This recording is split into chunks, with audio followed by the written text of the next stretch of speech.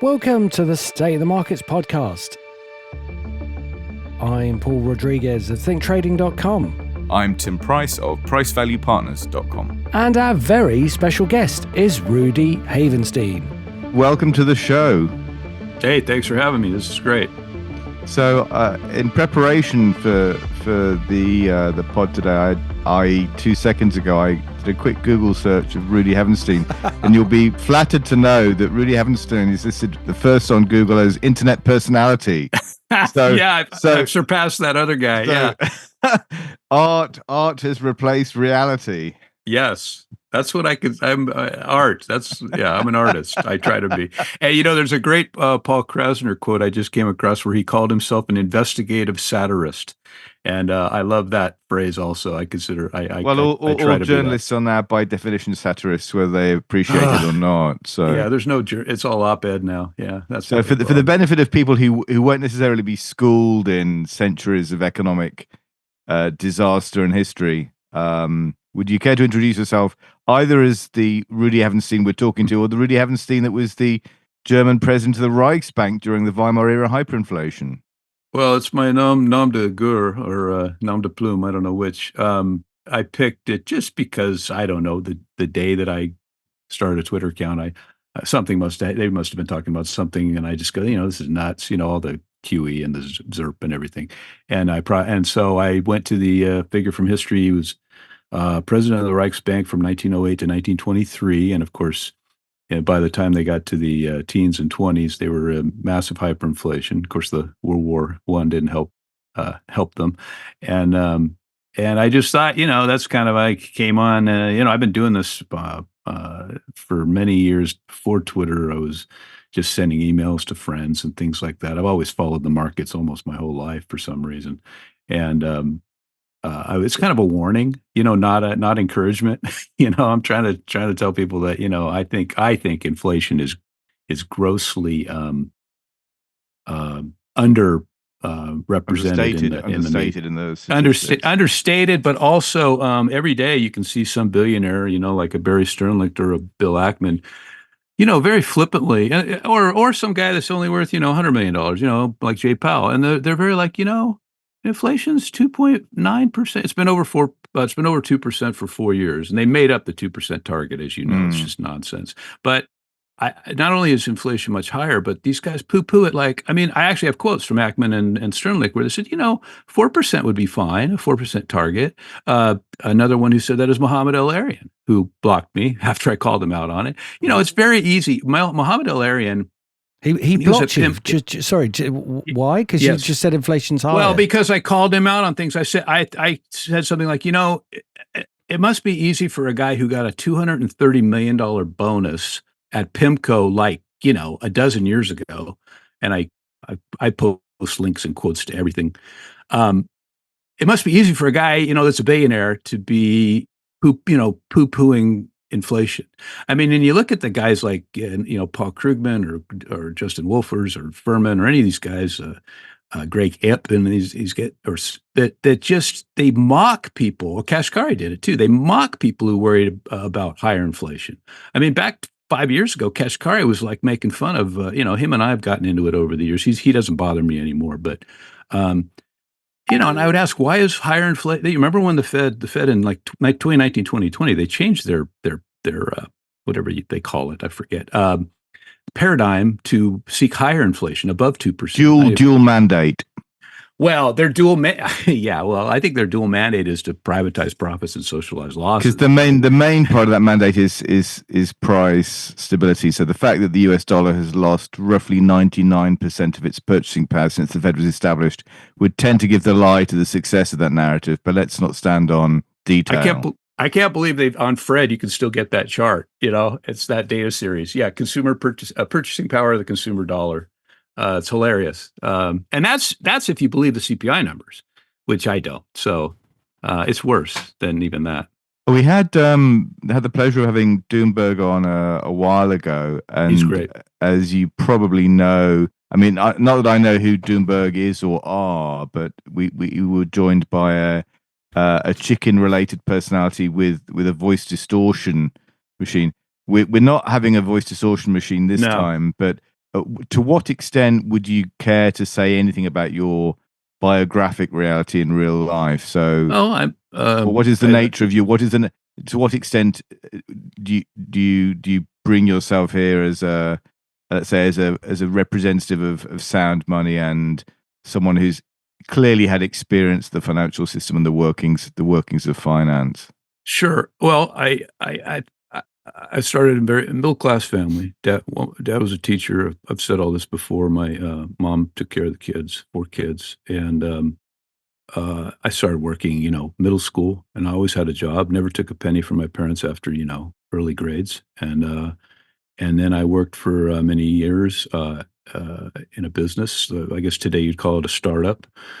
Um, and I've always had an interest in financial markets because I always had money, and this is in the 70s, 70s of making money. And I'm young, and my parents never owned any stocks. I mean, he's a teacher, and so I don't know where I got the interest in it, but I always, I've said before, my grandfather had built a shed in the back of our house that wasn't permitted, and later we got in trouble for it. But anyway, it was full of books. My dad was a history major, and there was tons of books in there. So I'd go in there and I'd read the books. So I was always reading nonfiction. In fact, even to this day, I don't read fiction, almost never.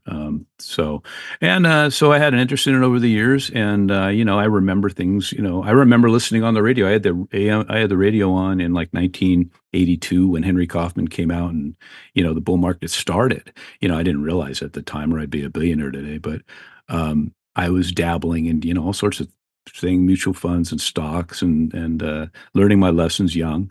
Sorry to interrupt. Was Henry Kaufman Dr. Doom? Yes, he was the original. I think they call Rubini that now, but he was the Dr. Doom. So and I was I was only what was I in 82, like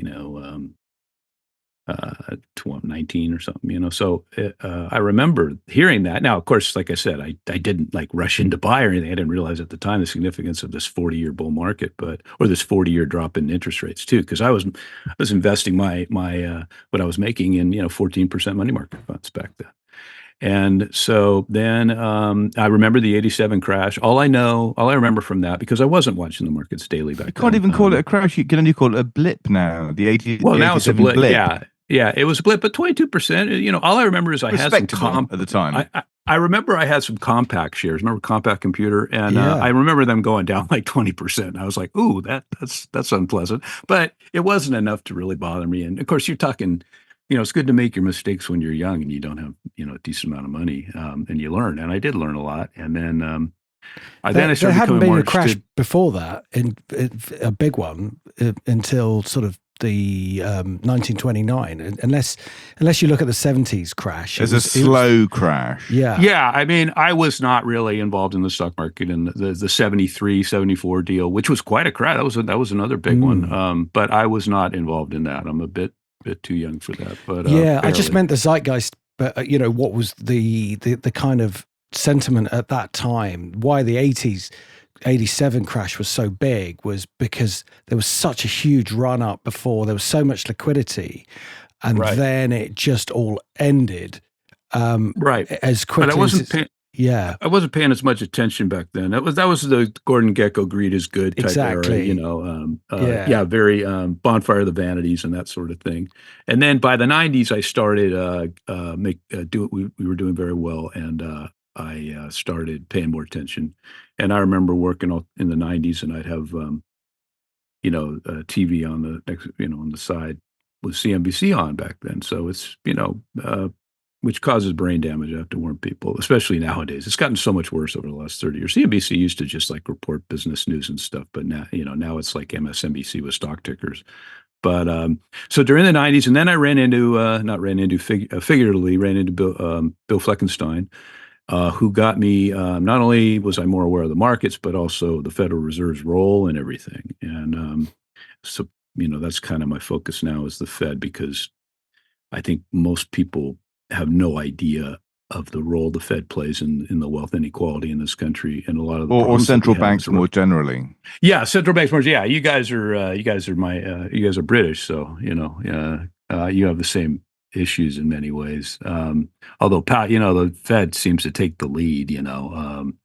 So then and then I was fully, I was fully paying attention during the dot-com bubble, and I'm walking around going, "This is insane," And then I'm buying REITs and things like that, which were dirt cheap, and then the Nasdaq doubles from there.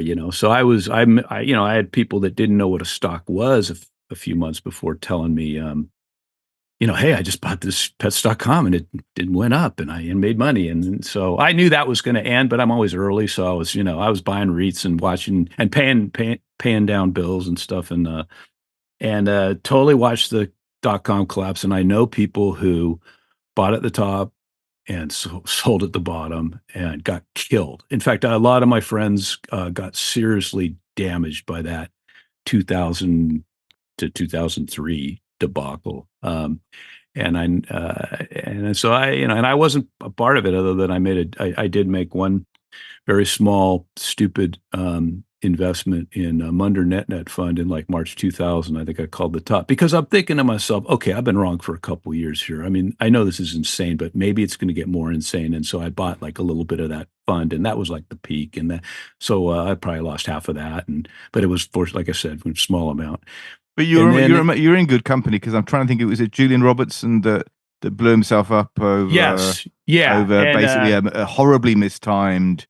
I think, if I remember correctly, early skepticism, and then right at the top of the market, he switched. We returned, reverse gears and went all in, and then it just went spectacularly wrong. And what was also interesting about the beginning of the .com, or the end of that boom, was that what people forget now is we got fast broadband, or relatively fast broadband. Back then it was dial-up, where it would take ages. Modems, yes. Yeah. And so all these people, 2400 baud. Yeah, I remember. Yeah. They try. Yeah. You used to, exactly. Yeah. You got your AOL account and you were like, oh, where am I now? Oh, I'm in this city in America. So what's the local number? And then connecting in the hotel. Bloody hell. Yeah. But the main point was that you also pornography took a long time to download. It did. It really did. I mean, forget videos. It was pictures back then. Still photos. Yeah. That's all, of animals. Well, sorry, I've said too much. No, I'll edit that. No, I said too much. Just to finish up, and then during the 2000s, I was paying extremely close attention and to the markets every day. And I saw this again. I saw the housing bubble coming. I mean, again, a few years early. I was looking at foreclosures in California in like 2005. And I'm looking at all the banks involved, and it's like Deutsche Bank and Credit Suisse and all these other banks, and I'm like, what are these banks doing in these crappy mortgages? And this is So again, I was early. I got very bearish, and of course, as I told someone the other day, my problem in 2008 was I wasn't bearish enough. But so I saw that. I mean, I saw that coming. I didn't really profit off it. I mean, I did have some shorts. Indy Mac and Downey Savings were my two. But I preserved my wealth during that time. I didn't get rich during my time like some of these guys did, because I didn't have the sophistication of doing what the big short guys did or something. And then 2008 just like totally radicalized me how that was handled, because I could not believe that they let the bad guys get away with it. And so that kind of put me on the path that I've been ever since. Although the Iraq War was another big thing too. You mentioned that's about it. I think some people are surprised like that. I know that like when my first podcast was with Grant Williams, and he was like really surprised that I wasn't in the financial business at all. And I've never worked for a law firm, a Wall Street firm or anything like that. But I've read a lot and listened to a lot over the years, and I've soaked in a lot of knowledge, and I've got my scars from trading my own account, which I've been doing for years. And so I just picked it up, naturally, I guess. I mean, I think that says an awful lot about the so-called credentials of the professional investor class. You mentioned 2008, and the way I look at things since then, because obviously a lot of water has gone under various bridges since then. But the way I look at it as an investment person who's been employed in like Wall Street or the city since I started in the business, is 2008 revealed how corrupt the financial system was, and then subsequent years have revealed that far from being an outlier, Wall Street's actually representative of everything corporate. So big, it's representative. That level of corruption has subsequently been seen in pharmaceuticals, in food, in basically big everything. And that's been the really painful pill to swallow. Would you agree with 100%. that? I completely agree with that. Yes. Yeah. It's distressing, but I try to remain cheerful, and that's why I joke so much. And I do have pictures of like Don Quixote in the windmill that I sometimes, because people say, you know, Rudy, it's never going to change. You can't stop it. And I know, but I'm just, I said, this is my account now. It is for future historians and to amuse me. So You say that things won't change, but I myself, I have an increasing sense that we are living through something. I would hesitate to use the word biblical, but there's few other adjectives that do the job, that we're literally living through a time of revelation now. That it seems abundantly clear to, I think, so many people that everything's been a sham. We're living in a sort of we've been living in a Potemkin world of supposed wealth and achievement. And the thing that's probably been most meaningful to me over the last few years, in fact, I'd say, as someone who read English at university, one of the most significant things I've ever read in my life is actually a book that I came across quite recently called 180 Degrees. I don't know if you're familiar with it. No. Oh, wait. Yes, I started to read that. Fergus and O'Connor Greenwood is the notional author, but it's a book called 180 Degrees. Yes. The subtitle is Unlearn the Lies You've Been Taught to Believe. Yeah. And we were lucky enough to have the author on a few years ago. And I don't know if Paul, have you read it yet? I still haven't, Tim. I'm sorry. It's okay. Are we still friends? It's okay. The beatings will continue after the show, but basically, this is the most extraordinary thing one of the most extraordinary things I've ever read. It's 800 odd pages. It's an absolute mammoth book. But basically, if you take the central argument, and I'm open-minded to that central argument, so I'm not saying he's right or wrong, but I'm minded to believe he's broadly correct in most, if not all, of his suggestions. We've been lied to forever about basically everything. It's utterly astonishing. Yeah. Well, you guys know Tony Deaton, right? Yeah. And he's like, Grant did a podcast with him years ago, and I just think it's the single best investing philosophy podcast I've ever heard. And I've quoted from him a number of times. And he's he's not some radical, guy, but he's very soberly just says, you want to believe, the government numbers, and you want to believe, but then you realize that they're all lying. It's all lying. And it's kind of, I don't want to be one of these, downer guys, these black pill types, because I'm not. I'm actually very positive, and I'm glad well, I don't know if you're positive, but we know something's changed. More people are realizing this. I think every day, thousands and thousands of people are waking up to this. Yeah. But here's the problem. What are they going to choose as an alternative? And that's scary too. Because, we have the devil we know, and then, things could get worse. Things could also get better. You always have to hedge that things might get better too. Well, the thing, how do you feel about the Trump 2.0? Because I was extremely concerned about the direction of travel. I mean, obviously, Paul and I are here based in London, but in the UK. But the direction of travel was looking bad everywhere. And then, against all the odds, seemingly, certainly in relation to the sort of legacy media, which clearly can't be trusted, was saying, it's going to be a shoo-in for the Democrats. And then Trump 2.0 happens, and it's like that made me feel a lot more upbeat about the future.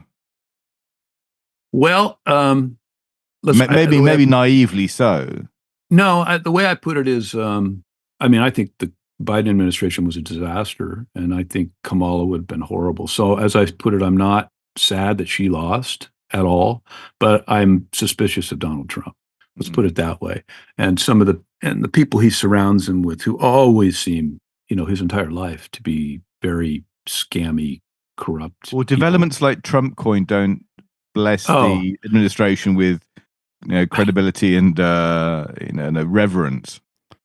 Yeah, Marvin Barth, he was just on with Grant. They did a podcast, and I thought it was excellent. They talk about that. Grant has a great some comments on that. It's just the whole, and a lot of other people, even people that are like, right, conservative, right wing, are very upset by the just the blatant grifting. This Trump coin, Melania coin.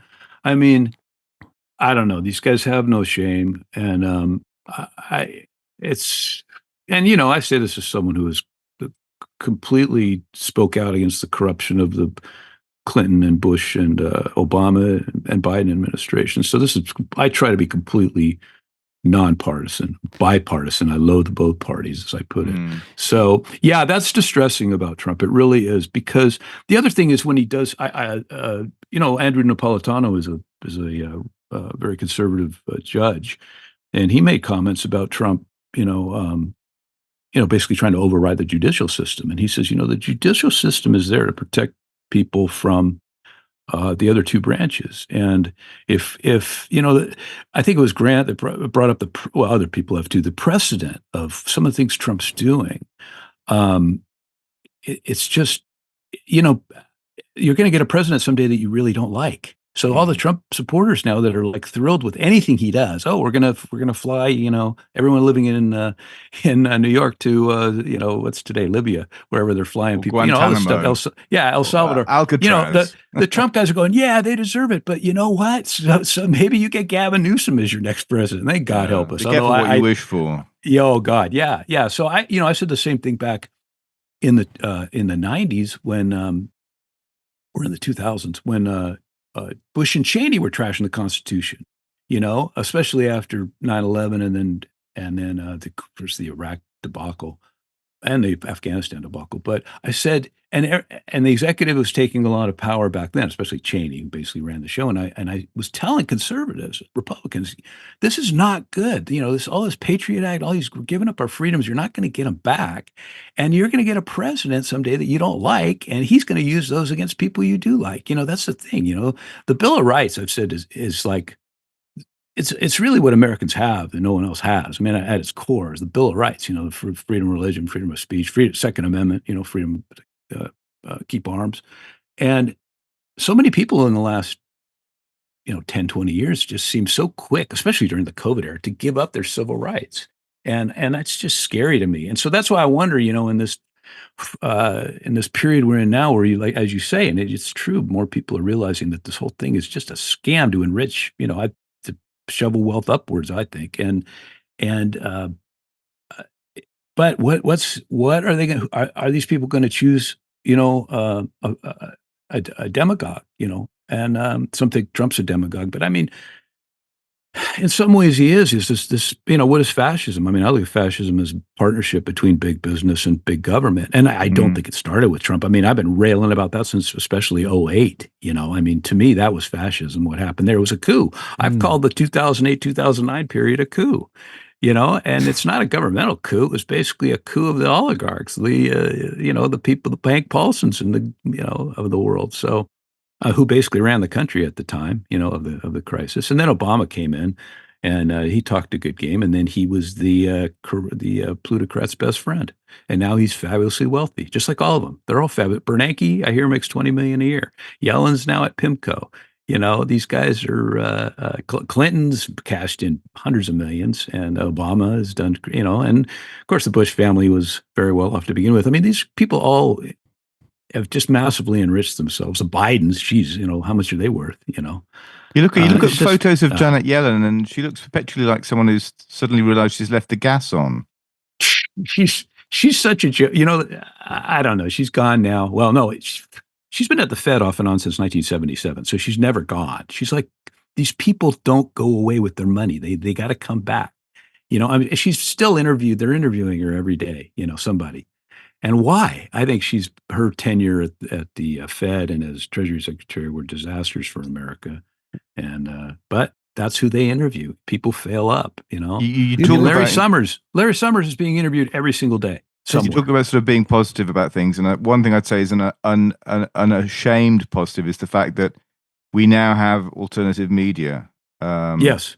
We have Substack, we have Twitter or X, we have the Twitter point, whatever you call it, under Musk, but it's improved from the last iterations.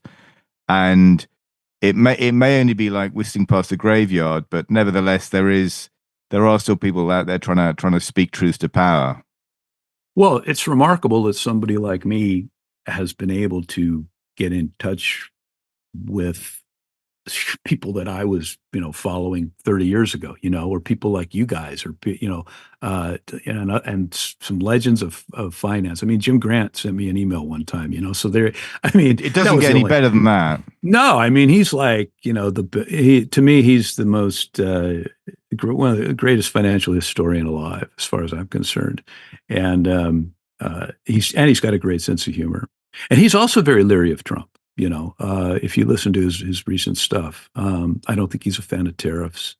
But yeah, Jim's a smart guy. But I mean, Grant Williams, and I'm talking to, I can't name them because I'll forget way too many people. But the list of people who follow me is humbling, and the list of people who blocked me is like a badge of honor. I swear, I'm blocked by some of the worst financial war criminals around. So it's been fulfilling, But yeah, and I'm a cheerful guy. I'm positive. I know a lot of young people who are great people, way better than this geriatric version that's been running the country the last 20 years. So hopefully they will see the error of their parents' ways, and they will try a different system. But we've left such a mess for them that I feel bad for them, So with regard to Trump, do you think that they have the expression that you get the wife you deserve? Has America got the president it deserves? And I mean that in a kind of aspirational way, that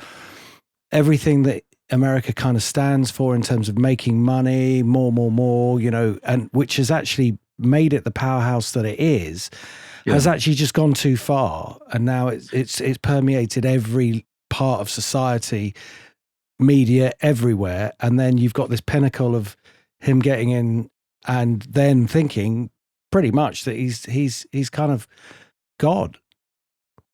Yeah, I think Marvin Barth probably explains it better than me, but I think he's basically saying, like, the system we've got is broken. It's gone. So things are going to change whether it was Trump leading the charge or not. Yeah. But if you're trying to disrupt 40 years of, or whatever, of just policies and things that are bad for most people, it's not going to be easy. It's not going to be painless. And could a nice, polite guy, I mean, could he even get elected now president? You need $1 billion.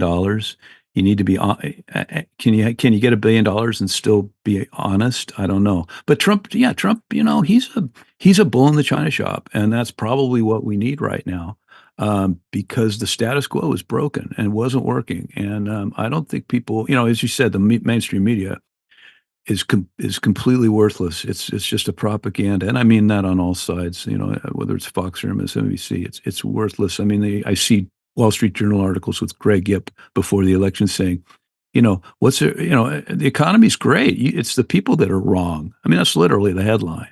And of course I post all these, but the contempt they have for us. Another thing Bart talks about is Europe, and he says Europe's way of dealing with the same problems America has is to put them in a closet and pretend they don't exist.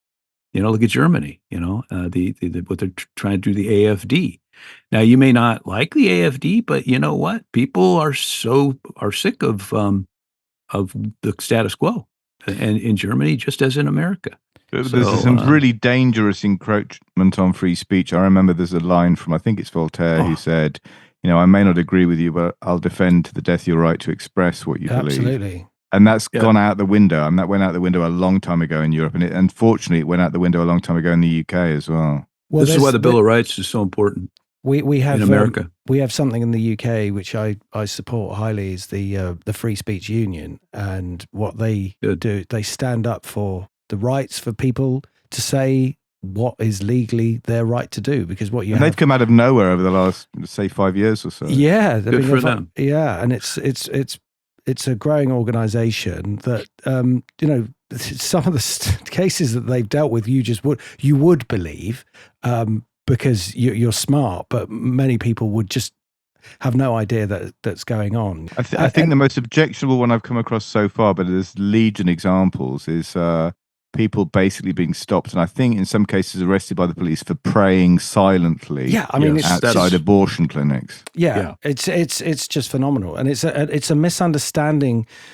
Actually, the law is pretty clear, as we've seen now in the UK, where the law says, a woman is a biological woman and a man is a biological man, and you may have sort of definitions of what you want to call yourselves, and good luck to you, but when it comes to the law's the law. Well, that's why I was talking about Napolitano's comments about the judiciary, which I tweeted out. I mean, we can't. Trump has attacked the judicial branch pretty, to a greater degree than I would like. I don't agree with a lot of judicial decisions, but it is another branch of government, unlike the Federal Reserve, for example. But I just reposted today a video of England. Of cases, exactly what you were talking about free speech, people being arrested because they made a post that caused someone anxiety. Okay, this kind of insanity. Yeah. This is why America is unique in the Bill of Rights, as far as I know. We would not, those kind of things. Now, there's states like Washington State, I think here passed some crazy law, has passed some crazy anti-free speech laws, but generally, after time, they get to the Supreme Court and they get struck down because the First Amendment is pretty clear. And it's a great thing. I mean, I like the Salman Rushdie quote. Remember, he was going to be killed for something he wrote by radical Muslims. Free speech is the whole thing, the whole ball game. Free speech is life itself, and I agree with that. You have to defend speech, even when you don't like it, and Exactly. and that's hard for a lot of people to do. It's not hard for me to do. I see opinions that I am completely against all the time, but I don't want those people banned. I think so many people are immature about their beliefs and their either their faith or their political beliefs, and so they go nuts when somebody criticizes it or says something mean to them. They're insecure people is basically the way I look at it. That's exactly the point. The crazy thing about the sort of the ultra left wing or just the left wing is that because their arguments can't hold up in a debate, they demand that the opposition is basically cancelled before you even get to the debate stage of proceedings. Right, and I'm inalterably opposed to that sort of behavior. And the First Amendment in America protects us from that. Now, you may get arrested by some locality or the state, but like I said, it may take a long time. I mean, the ACLU used to defend in America free speech, but they've gone off the reservation. They got radical. I mean, they don't do that much anymore. They're not free speech. But yeah, free speech is free speech, and I posted one time, as a joke, my right, your right to free speech ends at my pathetic insecurity. You know what I mean? Because and that's how I feel about it. Now, death threats, I'm going to kill Tim, Tim tomorrow, or that kind of thing is illegal. America, fortunately, has much looser, I think, libel laws in the United States if you're a public figure, especially. If you're a private citizen and I say, Joe Smith at this address, is a blah, blah, blah, yeah, I can be sued for that. But if I say, I think Joe Biden is one of the most corrupt administrations we've had, or Trump, I don't have to prove that. You know what I mean? Yeah. Although I have to say, from the very beginning here, because I was going up, years ago, 2013, when I came on Twitter, I'd have a number of prominent FinTwit guys who are, Fed fanboys, and they'd come after me, because they didn't like what I was saying because it didn't fit the narrative. And I always had backup. I always had the links to what I was, defending my position. And I wasn't just spouting off, hey, the Fed's trash, blah, blah, blah. I would say this policy by the Fed is terrible, and then have a link to why. Now, unfortunately, on the new Twitter, if you put links in your posts, you get downvoted, you get hidden. It's really and that's, the other day I said, I think in many ways this is worse under Elon. Because, I mean, the spam bots have gone nuts.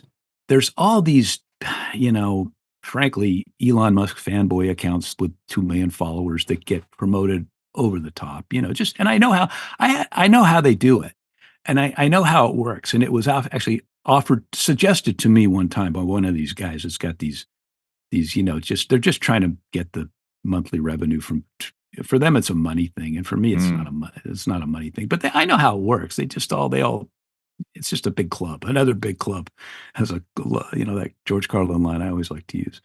But free speech, man, that was Voltaire, I think, it was the original. But I have a variation of that called I call millennial Voltaire, or actually maybe it's the boomer Voltaire who says, I will defend your right to speak even if I disagree with it, or unless I disagree with you. I mean, it's like they just it's so absurd. Conditional Voltaire. A conditional Voltaire, as long as you agree. And that's a problem it's always existed, but it's exploded in the last, Trump era, where if I find out that I disagree with you on I have a list of 10 issues. If you disagree with me on 2 of those, you're dead to me, and I can't relate to that at all, because I learned many years ago, as I like to say, I'd be arguing with some guy on something, not even politics, on anything. And they go, screw it, let's go have a beer. I'm able to do that. But I think that's the problem with the social media, which is it's completely impersonal. It's completely depersonalized. So you figure that if you can't actually see the person who you're having a joust with, you can say basically anything and get away with it. Well, yeah. And I always, as I put it, I always try to punch up, once in a blue moon, I'll quote tweet somebody. Like the other day, someone called me a moron out of the blue, and I may be one, but you don't know. You just showed up here. You got. I like people that see one tweet out of, as I put it, 8 million, and then they come out swinging. And because I've tried to be very balanced, I think I have followers who are supporters of Biden and Trump, and or neither, probably mostly. And I'm, getting back to Trump. I've been critical of Trump on some recent podcasts, and people are like, "Oh, you hate you." One guy said I have TDS, and I'm like, "You got to be effing kidding me!" It's absurd. He said, "You're what?" Go back. Trump derangement syndrome. Trump's derangement syndrome. Oh, Go back to my posts. I mean, back in 2016. I've been around this game for a long time, and I've been paying attention to politics my whole life. And so I do think, as Paul said, he's done some great things. I mean, the border situation was untenable. It was just shocking. It's almost as if they were trying to destroy the United States. And so he fixed hold that thought, and then extrapolate to the rest of the West. Yeah, it's almost as if they're trying to destroy the. Yeah, it seems culture. intentional. At least it did. All I'm saying about Trump is, I wish, and I said this 8 years ago too. First of all, he surrounds himself with, I think, a lot of bad people, and he's, of course, so did Biden, but and probably every president. But I mean, overtly bad people, grifty people, and the other thing is just his going out of his way to just insult people, which I think is kind of unnecessary, and I think it turns off a lot of middle of the road type voters, which I consider myself to be a moderate. And it's unnecessary. I mean, I guess for him, it's a tactic that he's probably, he's used his entire life. Everybody now has read Art of the Deal and all that. So it seems like he oftentimes has to have a win-win agreement instead of a win-lose agreement. We're like, yeah, Tim, I'll do this deal with you, but I have to make sure that I'm screwing you somehow on the deal, and you get, I get more than you. And I guess that's, I guess that's good for your president to be doing that, to get America the better deal, but it's not good for everybody else, and everybody else isn't stupid either. So. But it does a lot of politics of the playground. What about the long term as well? I mean, you might get a good deal, or you may get a good deal on the tariff situation in the short term, but people are going to start working around you. They ain't going to trust you, and they're not going to want to buy your bonds, and they're going to start to sell the dollar. Well, and all of that goes on. It's like, and the markets can deal with uncertainty. Well, actually, sorry, let me rephrase that. The markets can deal with bad news. The markets can't deal with uncertainty. They hate uncertainty.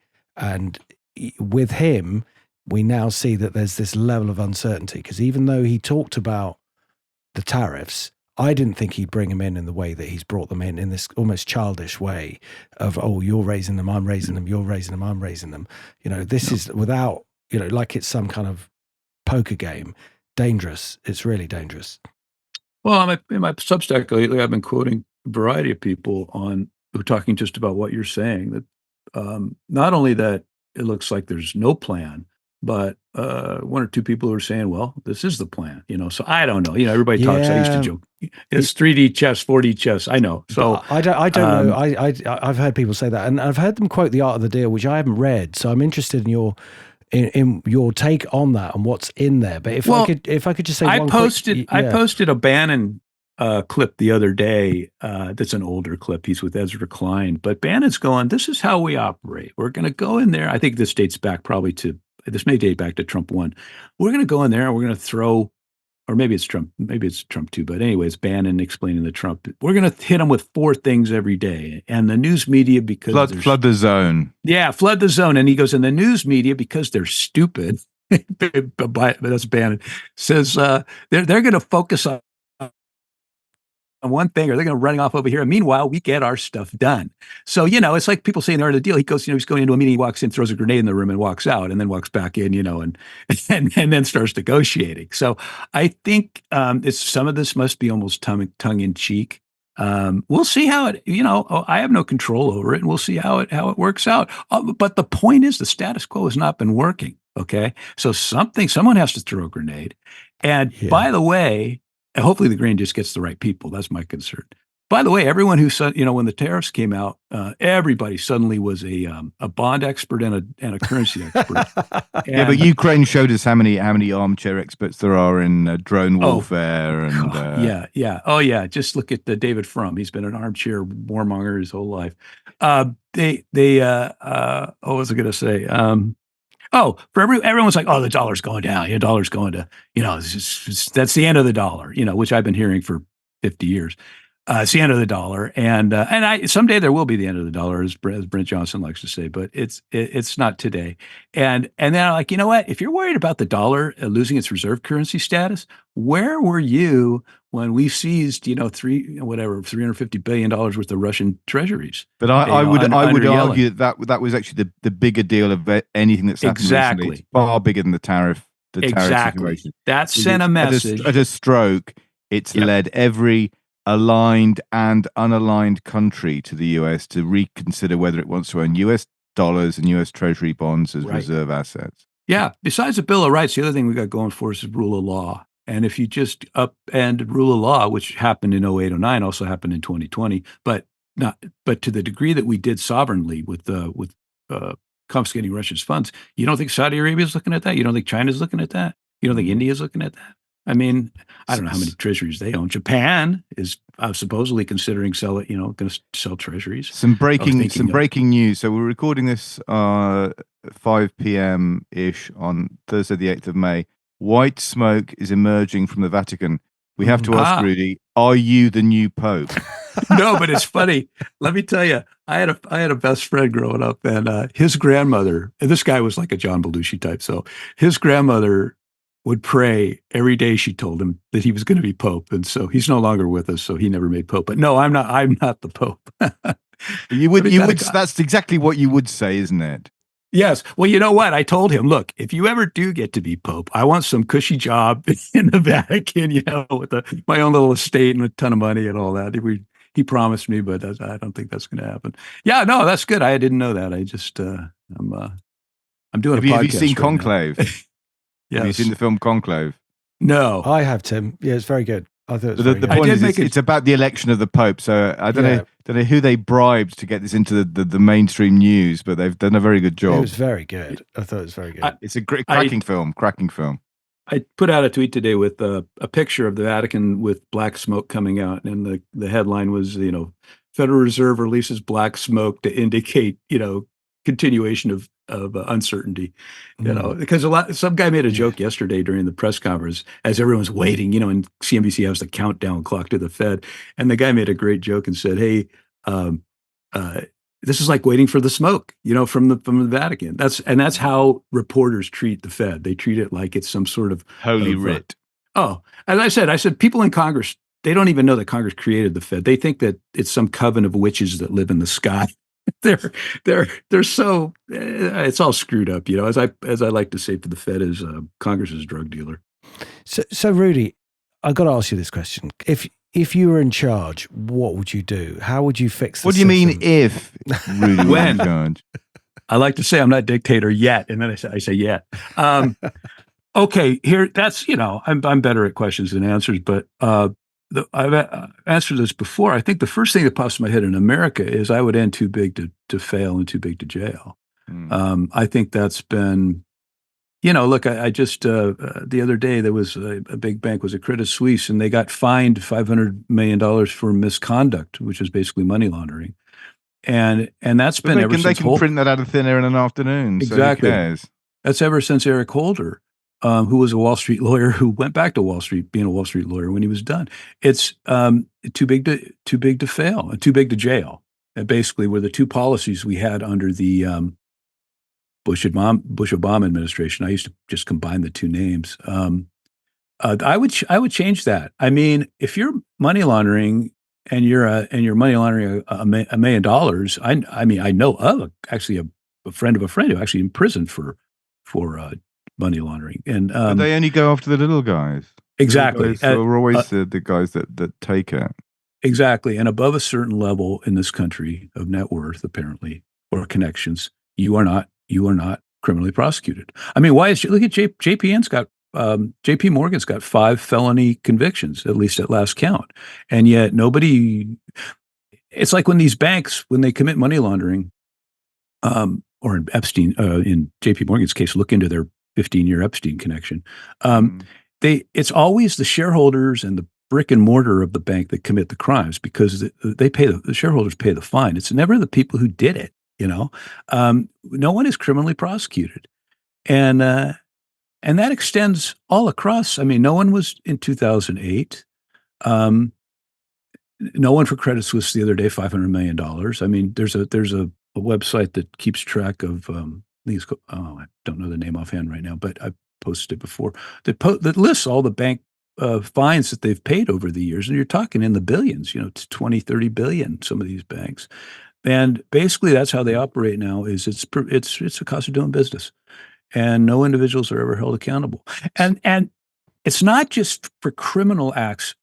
If you like I was pointing out before, in 2019, 2020, the Fed changed their policy to seek higher inflation for an extended period of time. I mean, I've posted many quotes of Jay Powell and others talking about it. That has materially and permanently harmed hundreds of millions of Americans and God knows how many abroad through the ramifications of their inflation, which went to 9%, although even Larry Summers said it, if you use the old calculations, it would have been 18. That's a financial war crime in my mind, and there's no accountability for it.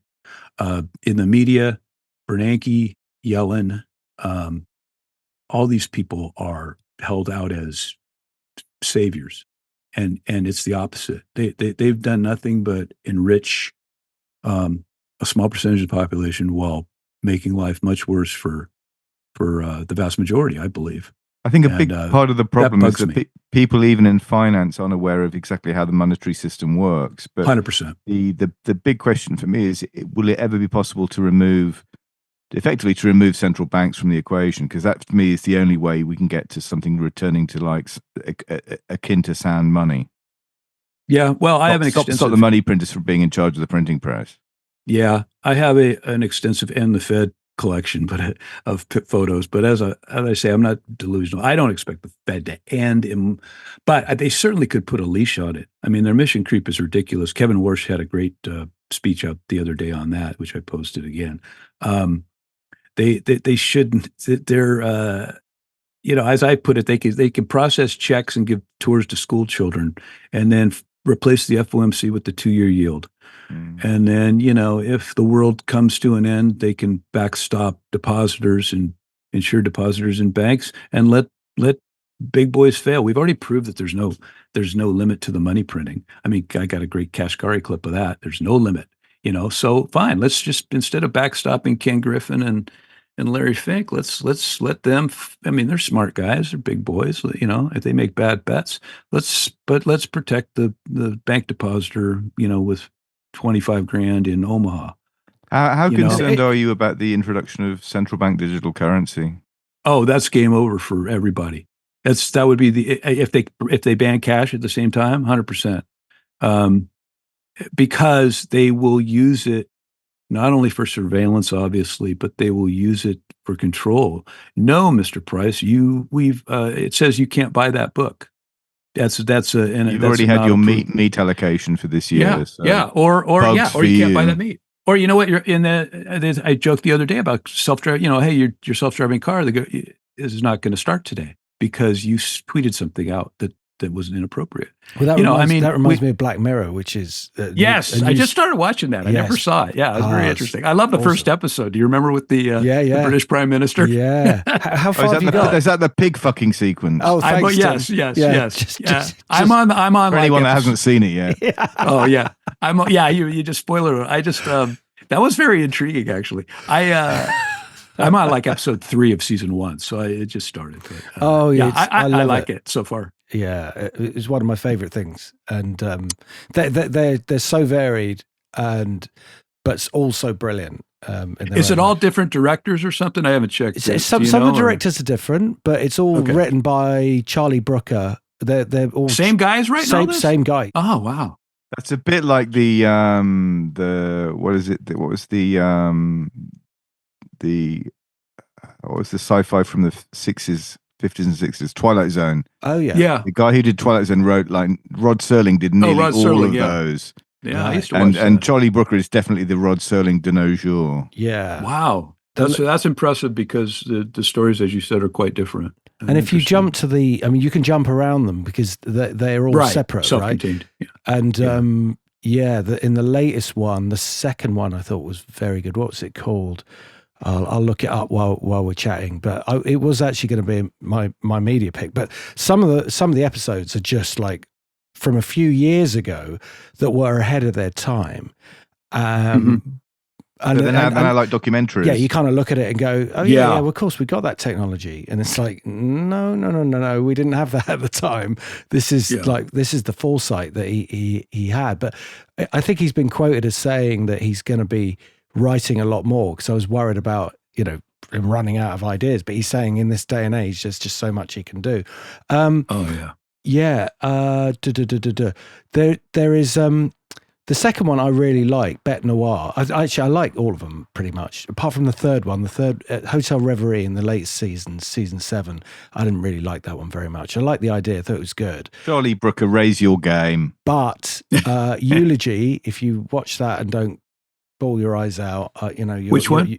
Eulogy, which is the 5th one in season 7. Oh, okay. Have not get to that. Have not gotten to that that's one. Good. But Bête Noire, I really like the idea of that one in the 7th season. But they're all good. They're all good. Just, you'll get through them. I'm actually sort of jealous that you're there at the beginning, able to watch them all, It's the mark of great art is that you feel jealous that you can't experience it through somebody else's eyes for the first time. Maybe that's a Black Mirror episode.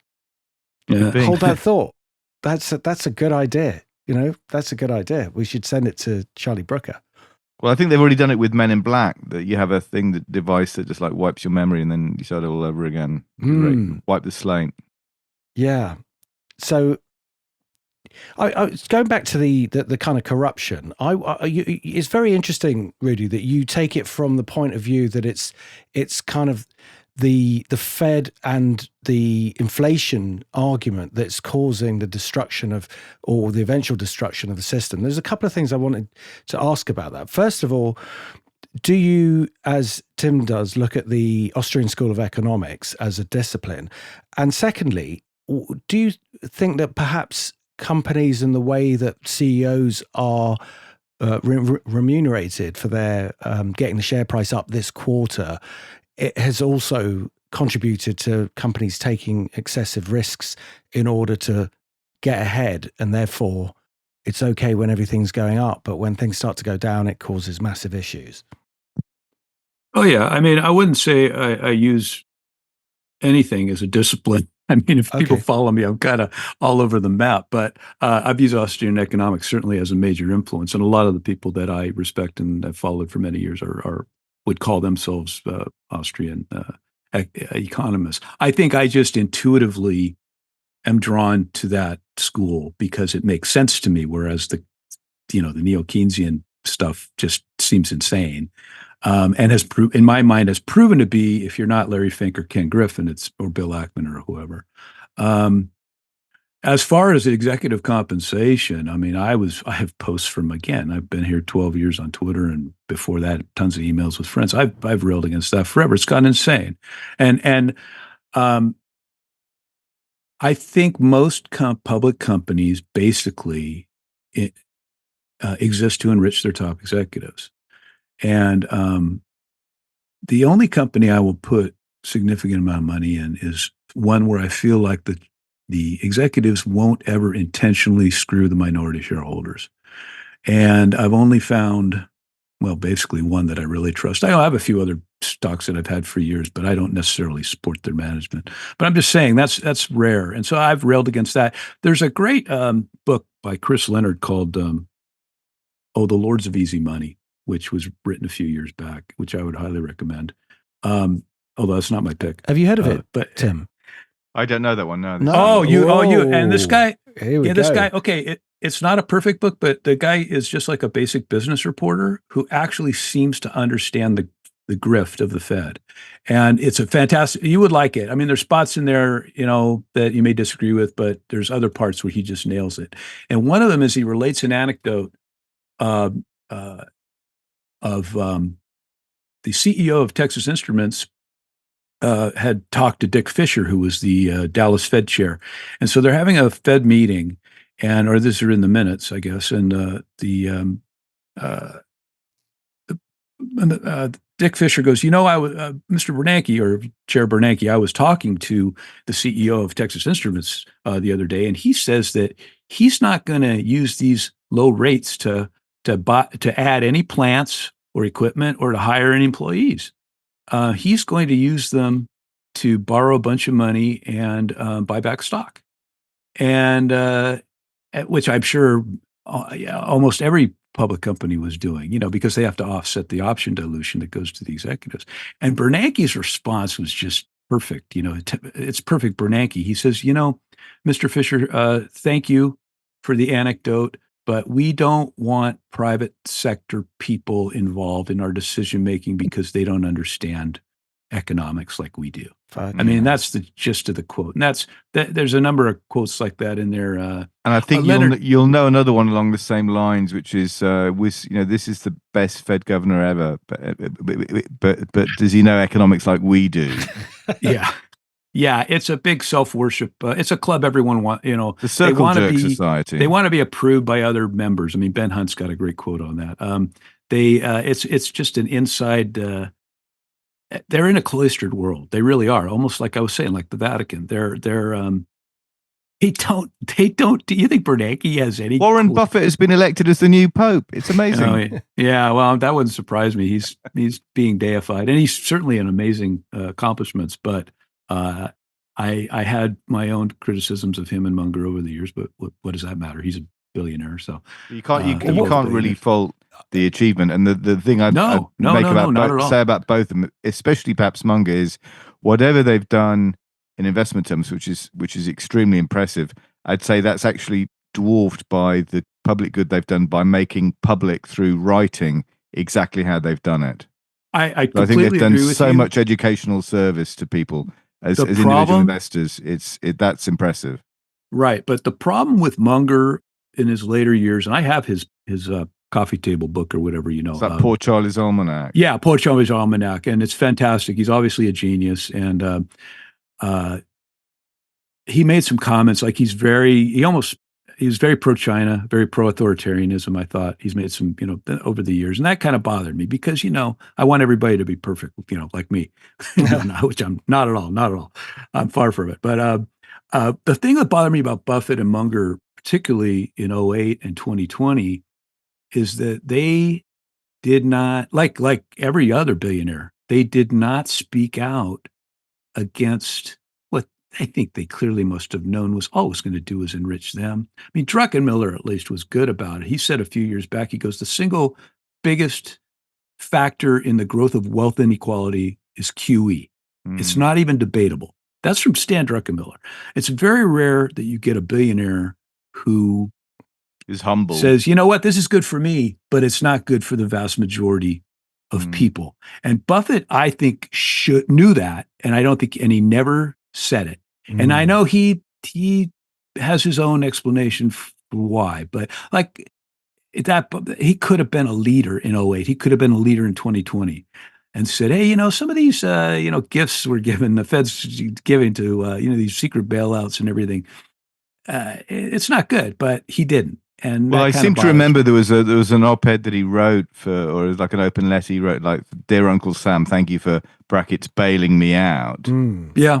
So well, he's aware of it. Whenever the rubber hits the road, he sort of wraps himself in the flag. But there's been occasions where he has spoken with forked tongue, like with his, well, what is this gold stuff? And he sort of draws a gloss over the fact that he's tried to corner the silver market himself.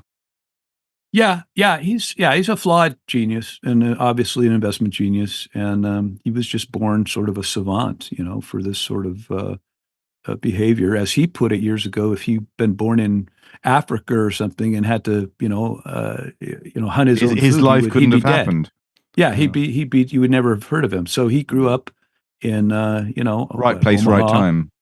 In Omaha in 20s and or 30 or whatever, and he did very well. He was in the right place at the right time. Well, I don't expect we'll see someone like him again.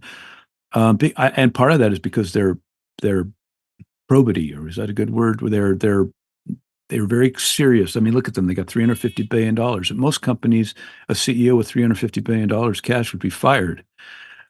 Because they'd say, "Oh, you should be levered up and doing this and that," and I love that they kind of just smile and go, "No, we're going to do what we're going to do." Well, Morgan Housel makes a very good point in he's great. One of his, but he is great. And one of the points he makes is that so much of what we are as investors has to do with basically when we were born and what we lived through. So for anyone that was brought up as Buffett was during the Great Depression, they have a completely different perspective on risk than people who are brought up, let's say, during the go-go years of, let's say, the 90s, or for that matter, the noughties. So, that when you were born has such a massive impact on how you think about investing. I really think timing is everything in many ways. There was a guy, a CFO I knew in the late 90s, who we were dealing with our 401k plans on the committee, and he would say, "Remember, it's time, not timing." And as I joke, I think that guy lost all his money in 2001. It's because it really is. He lost it all in a watchmaker as well. That's one of my very poor jokes. Sorry. It's tradition. I'm American. I don't get some English. No, it's okay. It's tradition on the show that I make a very poor joke, and then there's 5 minutes silence, and then everyone goes, "Oh, well, that was a shame, wasn't it?" Yeah. I mean, when is your guys' sitcom going to be on? That'll be great. You could follow up Black Mirror. Yeah. Absolutely. Yeah. So, but I'm a huge fan of British humor, by the way. I mean, I was watching Monty Python as a little kid. I think they're for me, they're kind of one of my role models, and at least as far as comedy, and they were hit or miss too. I was watching Life of Brian recently, and I'd forgotten just how funny it is. Right, and even some of the sketches I'm thinking of more. Yeah, the Flying Circus. They still have some of which I posted. The lifeboat sketch and the Undertaker, and because the TV stuff's a bit hit and miss, but some of the films really did knock it out of the park. Yeah, I remember. What was the Holy Grail? That was probably my favorite of theirs. The Black Knight, and was Fleshwood. Yeah, and of course, a lot of that humor was probably over my head. I think it's from because some of it is like British centric. I think, and you guys have a little bit different sense of we have love different sarcasm. References. Sarcasm is great, but but we get it straight away. When you were saying something sarcastically, it's funny, but. Yeah. Well, John Cleese's finest hour is in Fawlty Towers when someone says, I've got a complaint about the view, and he says, "Well, what do you expect? You're in a Torqueto. What do you expect with wildebeest, majestically over the plain, Right. Well, it's funny because I a lot of times I'll tweet, satire, and it's sad how much I think is obvious satire that people believe. And I think God, that's yeah. But that's partly because reality now. I mean, I joked years ago. Satire is dead. There's a great quote that said, from, it was like Financial Times or the Washington Post. The headline was the CIA will be is the biggest defense against disinformation. Oh, psyops are the biggest defense against disinformation. And I'm like, I look at that headline and I'm like, oh, what do you know? So I said satire is dead. Now I recognize sometimes people who write the articles don't get to do the headlines. So, but I've got one from today's Telegraph here in the UK, which is Bill Gates accuses Elon Musk of killing children. Oh yeah, yeah. Well, talk to India about Bill Gates and vaccines years ago. He got kicked out of the country, I think, yeah, he's not a good guy. I mean, he knew Epstein for far longer than he admits, and was far tighter with him. And yeah, he's not a good. I don't think he's a good guy, and I don't know why anybody. Every day, I hope that natural justice does its bit in relation to Mr. Gates. Yeah, he's a piece of work. If you get a chance, check out the Twitter account of Titania McGrath, which is I follow. I follow.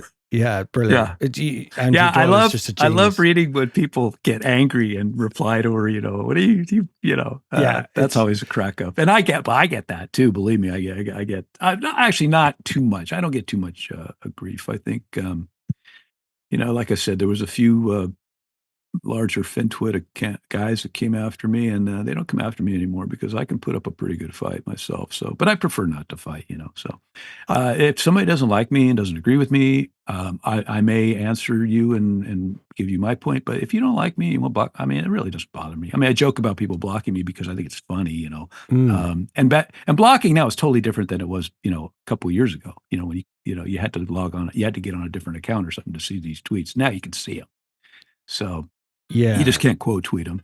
So, I'm all for free speech, and if you agree with me, great. If you disagree with me, that's okay. I'm not going to be laying in bed going, "Oh my God, that guy in Albuquerque disagrees with me." Yeah, but the thing to remember is all life is out there. It's like very often you feel that.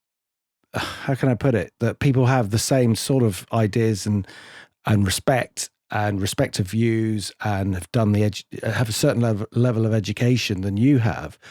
But I kind of learned this fairly early on because I used to teach at the City University in the 90s, and then I kind of opened up to teaching the general public. And what I found was that with any group of like 50 people, you're going to get 2 or 3 who've got or at least one who've got the strangest outlook and see things in a way that you just cannot get your head round. And what we're seeing in kind of real time is when, there's no test that you have to pass in order to open a Twitter account. All life is there. All crazy opinions are there. All crazy, disrespectful people, and a lot of very, very lovely people as well, which is the majority. Yeah. So it's kind of like all life is there. And it's like you never really know what you're dealing with on the other end of a Twitter account. And it could be a bot. It could be. And I was about to say, I think for a very long time, we've now got AI that we can use for our own purposes. But I'm pretty sure that these tech companies have been using AI for many years. A lot of the comments have been, stoked up by the fact that people like to argue, and we wouldn't have known that we weren't arguing with a real person, and we still don't really. That's the Turing test, isn't it? So it was passed quite a long time ago.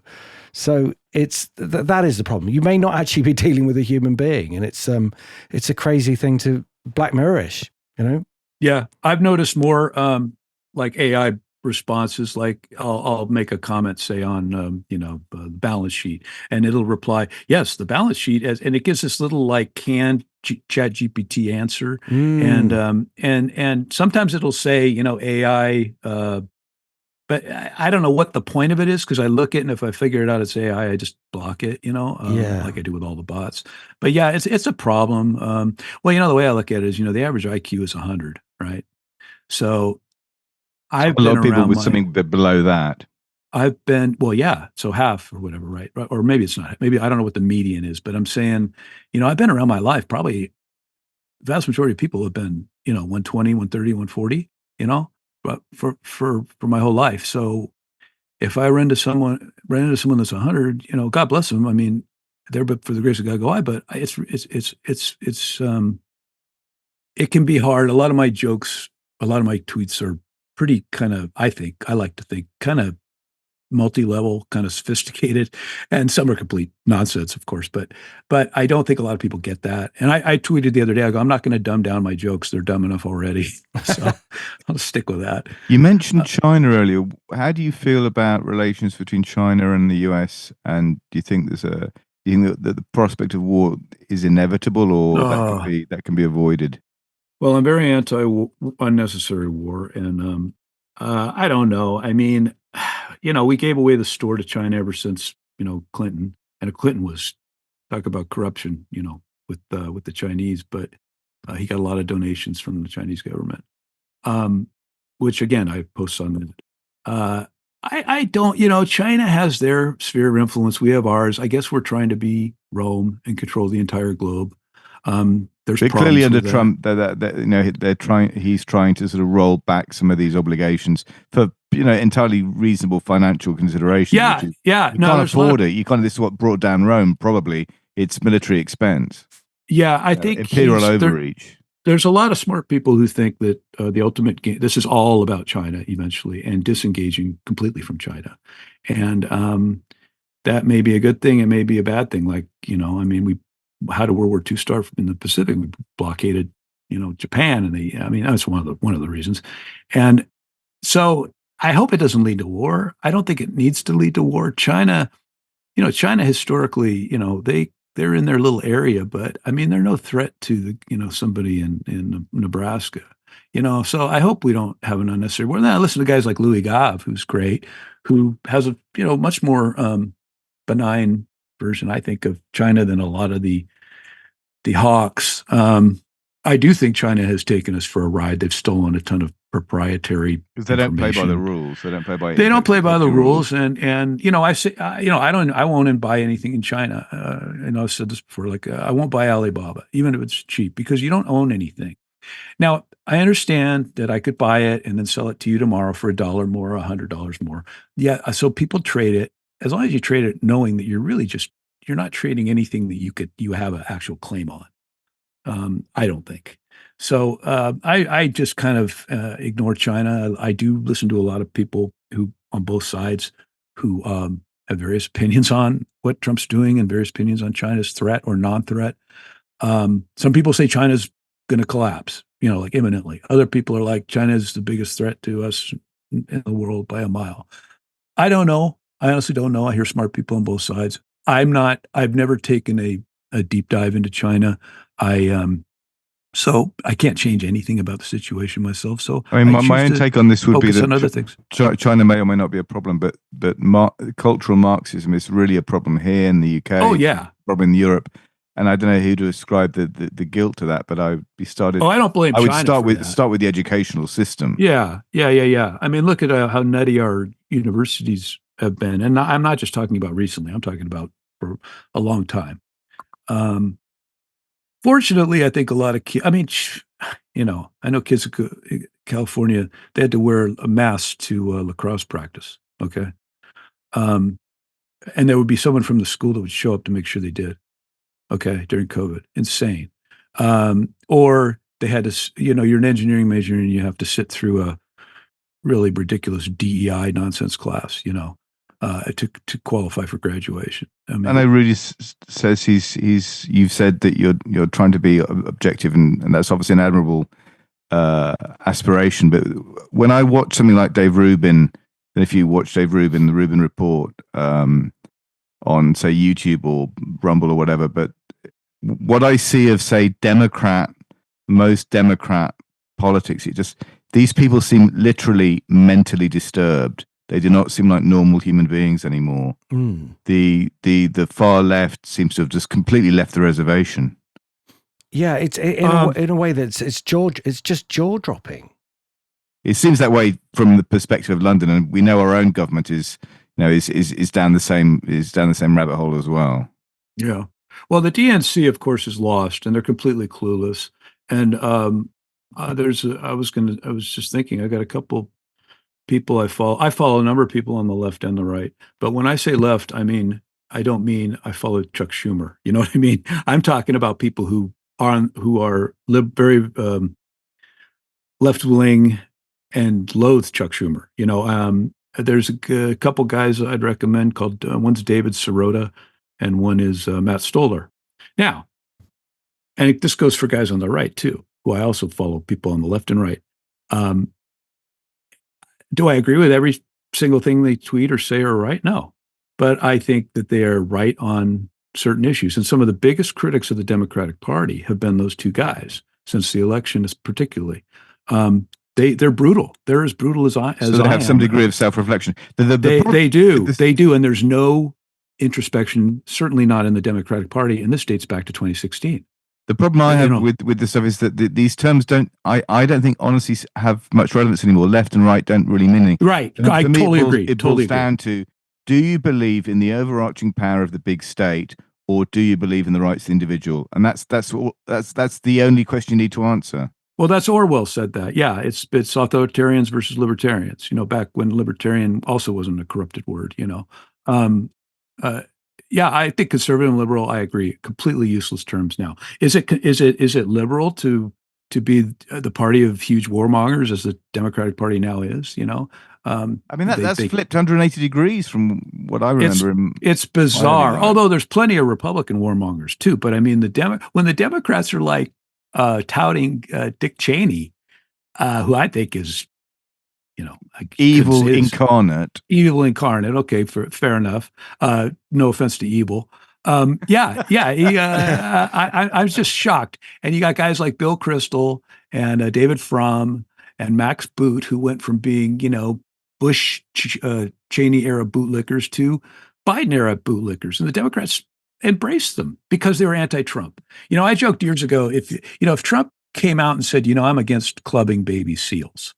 If he said that, there would soon be someone on NBC talking about the damage this was going to do to the fur trade. You know what I mean? It's surreal.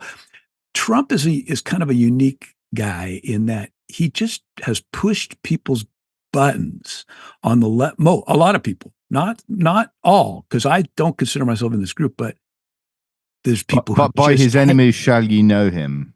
Yeah, well, yeah, but also, there's people, as I say, there's people who just, their veins burst out and they start screaming like that famous green lady from right after the 2016 election, screaming because he pushed their buttons. But on the other hand, there's a fair number of people who think I really believe think he's sent from God, down here to save the world. And I'm not quite sure of that, but it would, maybe, but so then there's everybody in between. And that's why I'm saying you got to win over everyone who's in between. I think I did the other day that Trump got 78 million votes and Kamala got 76 million votes or whatever.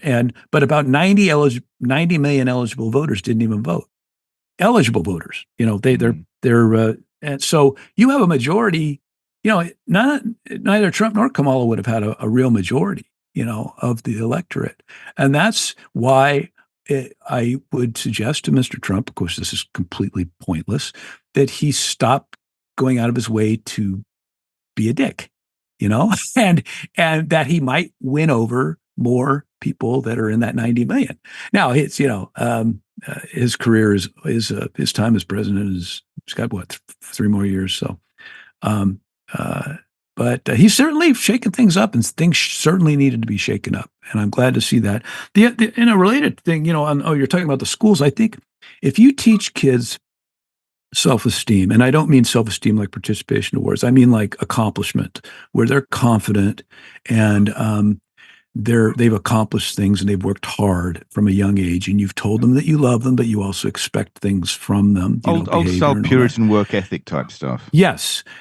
Then they are far, far, far less likely to fall for the nonsense that some idiot professor or some idiot on social media is going to throw at them. And I've seen this personally, and I've seen it in kids' friends and young. I point out that I've seen a number of 20 and 30 somethings who are just remarkable people, far better than me, and far better than a lot of people, in charge. And someday, hopefully, they'll be in charge. But the system is trouble. Going along with what I was talking about, the left and the right, although I agree those terms are largely meaningless now. common ground. Like, there's a great picture I post of Ron Paul and Dennis Kucinich. You know, Dennis Kucinich was a congressman. He's a very liberal guy. Ron Paul was basically a real libertarian and was be considered very conservative. Those two, they sponsored legislation together. They're friends. Their Venn diagrams overlap on key issues like Bill of Rights, anti-war, uh, um, for the individual against authoritarians, largely. Do I agree with either one 100%? No, but that doesn't matter. I like to focus on what I agree with them with. Same thing as with these guys, David Schroeder and Matt Stoller. I like to focus on what I agree with them on. You know, when I tell a story, when I was in college, I subscribed to The Nation, which is an American considered to be very left-wing publication, and the National Review, which was, remember William Buckley, right-wing publication, and for a year. And I read both cover to cover. I only did this for a year. And I would say with each, I agreed completely with a third of them. And then each had another one third where I was like, yeah, okay, I get what you're saying, but no, I disagree. And then there was one third that was batshit crazy, right?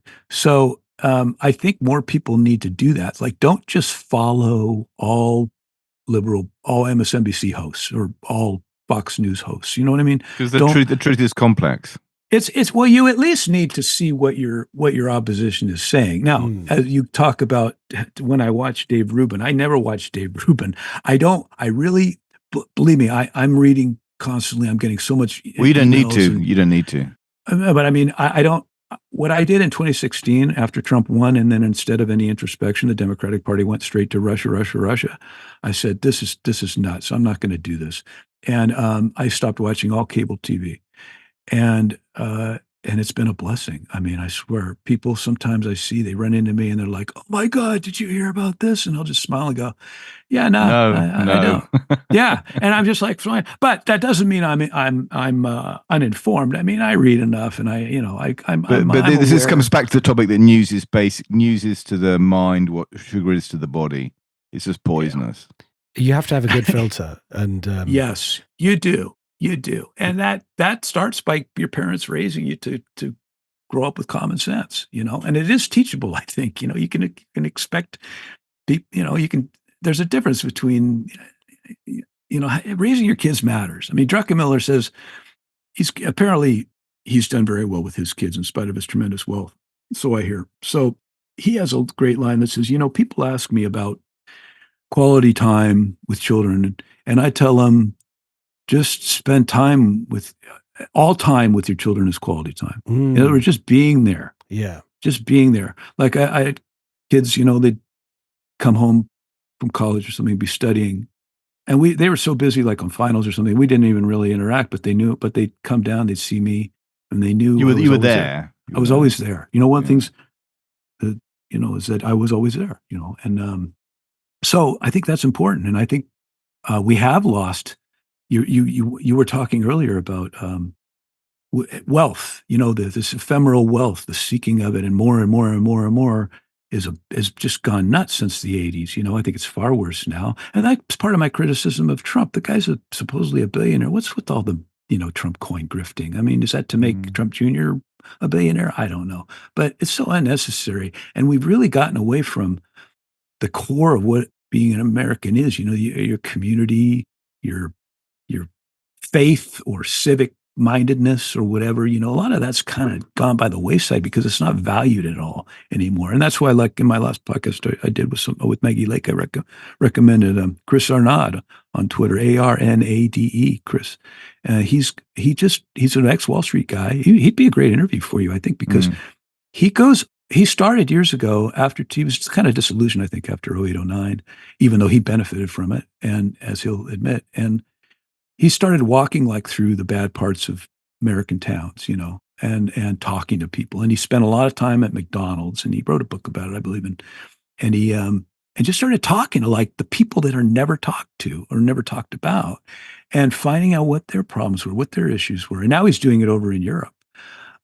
Fascinating guy. We follow each other, but we don't really interact. So I don't know him, but I respect what he's trying to do. Mark Faber, he even had a great quote the other day about CNBC, which is totally true. He goes, CNBC and Bloomberg, they never interview anybody who's not, either very wealthy or, as the Upton Sinclair quote relates to, totally tied to Wall Street, or stocks going up. And so they never talk to a middle-class person. There's no middle-class person on a panel on CNBC about what the inflation target should be. It's just the elites talking to each other. It's a bunch of 100%. As a handbrake turn type question, because given what you've just said, coming back to for me, the single biggest problem in the financial world is debt. The amount of debt. Do you think that the debt problem is remediable, or are we going to have some kind of monetary reset to change the balance of things? Because it's clear. I mean, 37 trillion, I think, for the US. We're here in the UK. We're proportionately on the same path as is Europe, as is Japan. This can't last. It can't last forever. Is there a way out of this, or other than currency collapse? Well, I'm looking up the Ludwig von Mises quote. There is no escape from the end of a monetary. I don't know what the exact wording is. I'm trying to find it. Tim will give it to you. It's built on the sands of credit creation. There is no means of avoiding the final collapse of a boom. So yes, and this was back in 2016. It's a complete. 2015. I think the payoff is complete and total catastrophe of the currency system. Yes, yeah. So that's another thing I've been trying to point out lately. I said we have a lot of very wealthy people and a lot of smart people on TV and everywhere, social media and blogs and Substack, saying, there's no way out of this debt. I guess we're just going to have to inflate it away. That's fine. We're going to inflate it away. And I understand, I'm a realist. I understand that's traditionally, that's probably going to be the way it is. Someone said, that's the way it is. That's the way it always has been. And I'm like, yeah, but I'm still going to fight it. But it's... Well, that said, how do you feel, for example, about, say, gold? Oh, gold! I love gold. We can talk about. I've always loved gold, just from a sort of intuitive thing. But this is the thing: the people are like, well, we either have to default, or we have high inflation, and I'm like, no, you have to default one way, or you have to default another way. And inflation is nothing more than a very, very regressive stealth default. It's a tax on everybody. It's a tax. Even I have a clip of Bernanke talking to Ron Paul. He's saying inflation is a tax. I agree with you, Mr. Paul, and it's too high. And when he said that, the inflation rate was, I think, lower than it is now. It was 2.3 or something. It's a tax on the lower class and middle class. Of course it is. They're getting destroyed by higher prices, and I try to speak for them because that's where I came from, and I've benefited from these ridiculous policies that I rant against, the Fed policies and the fiscal policies, but I have a conscience, and so that's why I do it. And I talk against my book every day, I say. But, they're choosing to screw the people. That's why I have a whole thread of quotes from contemporary accounts of the Weimar inflation, where everyone says how it's awful for almost everyone except for the big industrialists, the big capitalists, basically the Bill Ackmans, the Larry Finks, probably the Elon Musks of the time. Stins and that type back then, we're robbed of our savings and Stin's debt goes to zero. I'm butchering that quote, but yeah, it's great if you're a very wealthy, asset heavy, levered up guy. Just like that same people that benefit from the Cantillon effect, which is what ZIRP and QE gave us, So yeah, and as for gold, yeah, it's money. JP Morgan, the original JP Morgan said that, over 100 years ago. It's again, I have this quote. I was thinking the other day, my Twitter account is kind of like a database because, like that JP Morgan quote from 1907, maybe. I have it out there, and I have a link to the source and all that. So sometimes when people are always like, God, how can you look up something from 10 years ago? And it's you just got to remember the keywords, and then I find it. But for me, I use it as a database, sort of, to find old articles or old topics. Because you know what? There's nothing new under the sun. There's a great line from a film, Lake Placid. I don't know if you've seen it. It's a sort of B-movie film about a big crocodile in a lake, and wherever. Oh yeah, I'm But, familiar. it's I don't think I saw it's it, one of my favorite types of film, as Paul can testify, which is basically sort of comedy horror. And Yeah. great, and there's a great Oliver Platt is in it, and he has half the good lines, but it's basically there's a giant crocodile in this lake, Sure. and someone was talking about, well, I didn't realize then that crocodiles could swim long distances, and someone, I think it's Oliver Platt, says, yeah, that kind of information is hidden in things called books. Yeah. Yes. And there's a Yeah, story so- of your partner, Tim. I remember you saying from university days when you were going to lectures or something. And Oh, that's right. Yeah. So basically, my now wife. So I read English and she read history. And we met at Oxford, and I said, I'm just off to the English faculty for a lecture, and she goes, ha! It's a bit like in Groundhog Day when the female lead says, I read French and philosophy, and he goes like, what a waste of time. And anyway, she goes, so where are you going to the faculty? And I said, for an English lecture. She goes, you do realize that since the lecture was invented, they've come across this radical new technology called a book. And I stopped going to lectures after that. I know my place. Yeah. Well, the problem I have, like with the book 180 Degrees, for example, is I'll read that book, and I'm sure this is what happened, and I'll get like a quarter of the way through, and then some topic will come up, and I'll go, "Oh, I want to learn about. I want to go look at that." You get distracted. I swear. Well, that's because the web is a pure distraction device. That's the problem with the web. Yeah. Also, I'm able to find a lot of old books online. That archive.org is very good. And so that's why I read it. That's why I read 100 Degrees for the first time.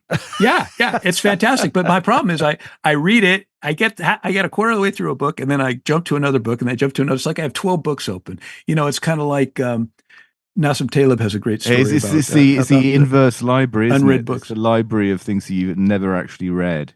That has more value than a library of things you have read. Yes, and that was whose library was that? Was that Echo? Umberto Eco? Yeah. Yeah. So I do a lot of that, and it's I probably do that more than I read a book cover to cover. Because I'm always researching things. And so for a huge variety of topics. So it's everything interests me, unfortunately, just about. So how did you find it's a bad thing, but that's not a bad thing at all. How did you find the book though? So you say you got about, because you started to talk about it earlier in the show. Which one? Said the 180 Degrees. You said you'd started reading. Well, sometimes I do this too. Sometimes it's kind of like preaching to the converted. Like I say, nothing surprises me. So I think I was reading that book, and if it says I remember, and it's been probably, I don't know, at least months or more. It's like, yeah, I know. It's kind of like, I'm gonna go look up something on UFOs or something. I mean, something silly and see. You know what I mean? It's like I don't want to. A lot of times on Twitter when I'm posting something that I am, think other people should be aware of because I think it's a bad thing, I'll go, you know what? I need to post something really stupid right now. Something funny or a funny picture because cat video. I don't go that far, but I mean, I try to be a little more sophisticated than that. But it's like kitten video. Yeah. Once in a blue moon as a joke, I'll like if I've been on a long rant about something, people are getting sick of being ready to block me.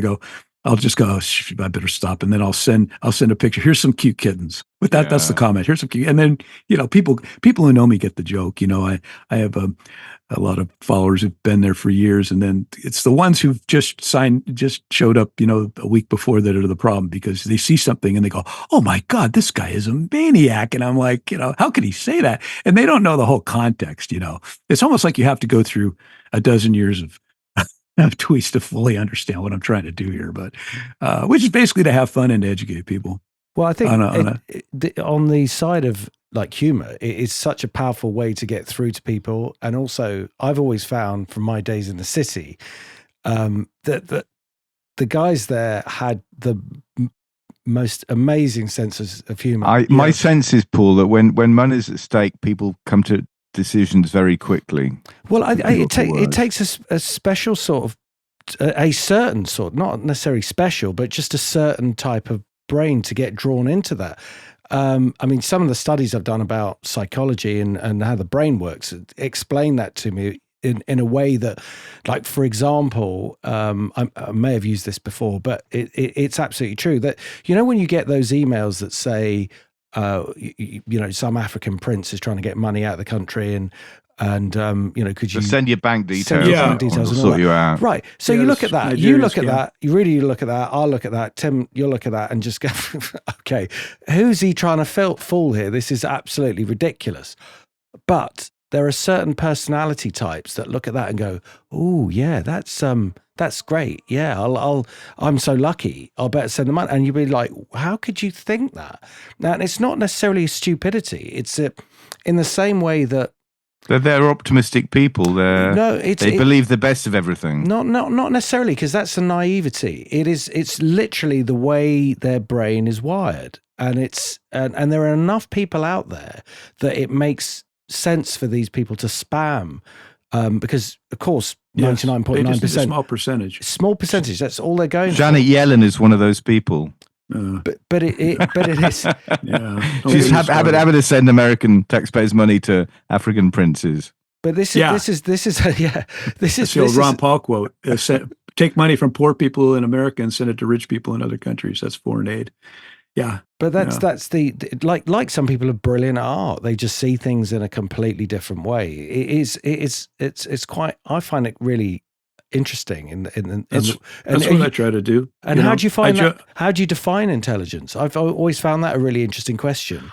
There's a lot of different types of intelligence. The ability to walk and chew gum at the same time. Well, I think a few people would fail that, wouldn't they? There's a great. I posted the video clip of this from The Wire, the TV show The Wire. Have you ever seen that? Fantastic, best thing I've ever on television. Yeah. It's like it's brilliant. It's probably one of the top things ever. Dickensian in scope. So these kids, there's a season where they just do inner city schools in Baltimore, and it's horrific. And it's not really because of the kids, just because of the environment and the teachers union and juking the stats, everything. But I'm saying there's a scene where the teacher, who's a cool guy in the show, is like writing a math problem on the board. And he says, "It's the answer A, B, C, or D?" And he asks the question, and nobody knows the answer. And then this one kid raises his hand and goes, "Yeah." And he goes, "Well, the answer is B, and 47." And the teacher's like, "How did you know that? Come up and show me how you knew that." So the kid goes up, and it's a chalkboard.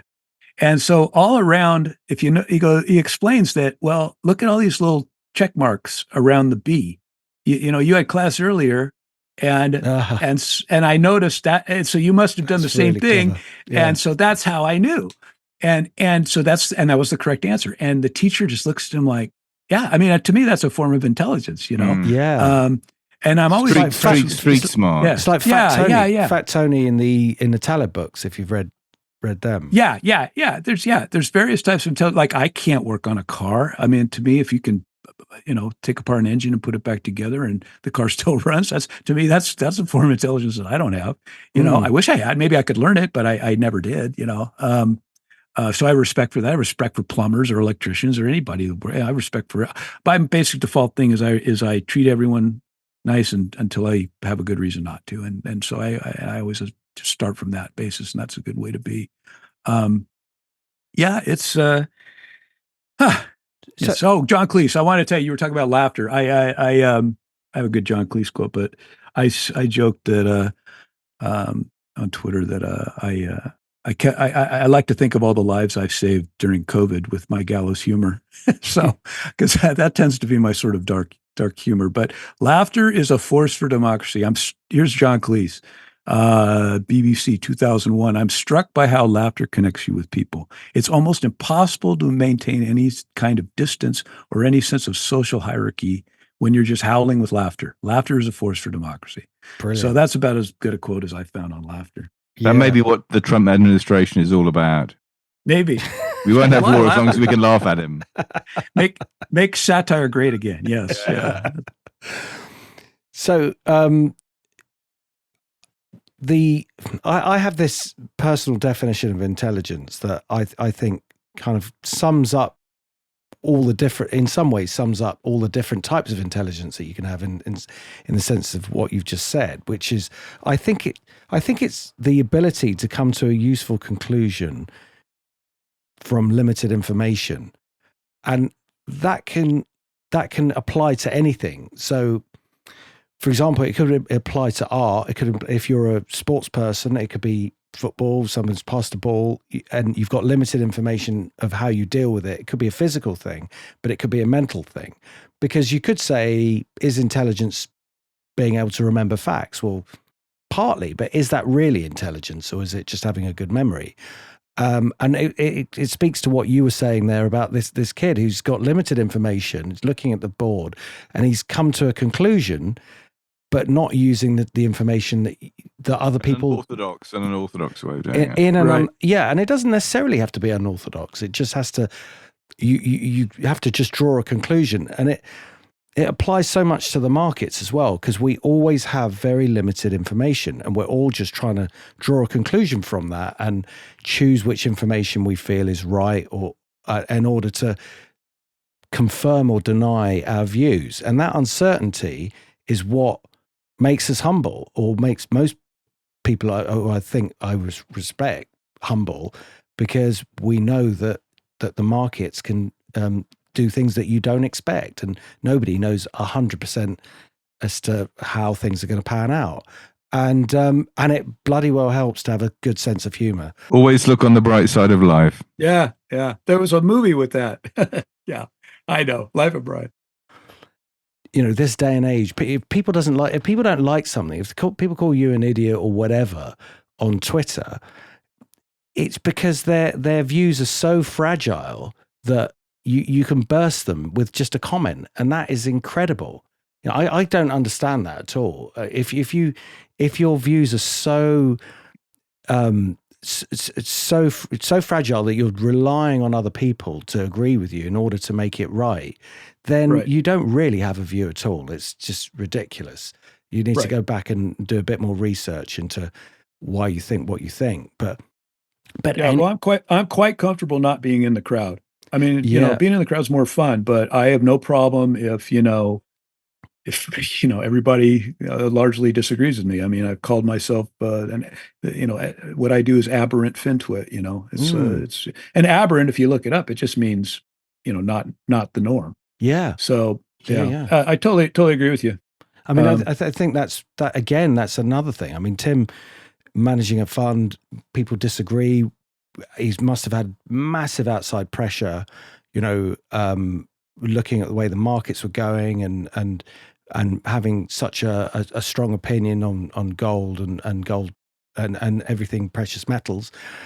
You just have to stick with that. I mean, another mind would go, okay, we need to switch and start buying stocks or doing something different. It's that really difficult line to walk, in the sense of you're not arrogant about your view, but you're also not willing to be drawn into the kind of crowd, which is so very tempting, especially as you were saying at the top of the .com bull move.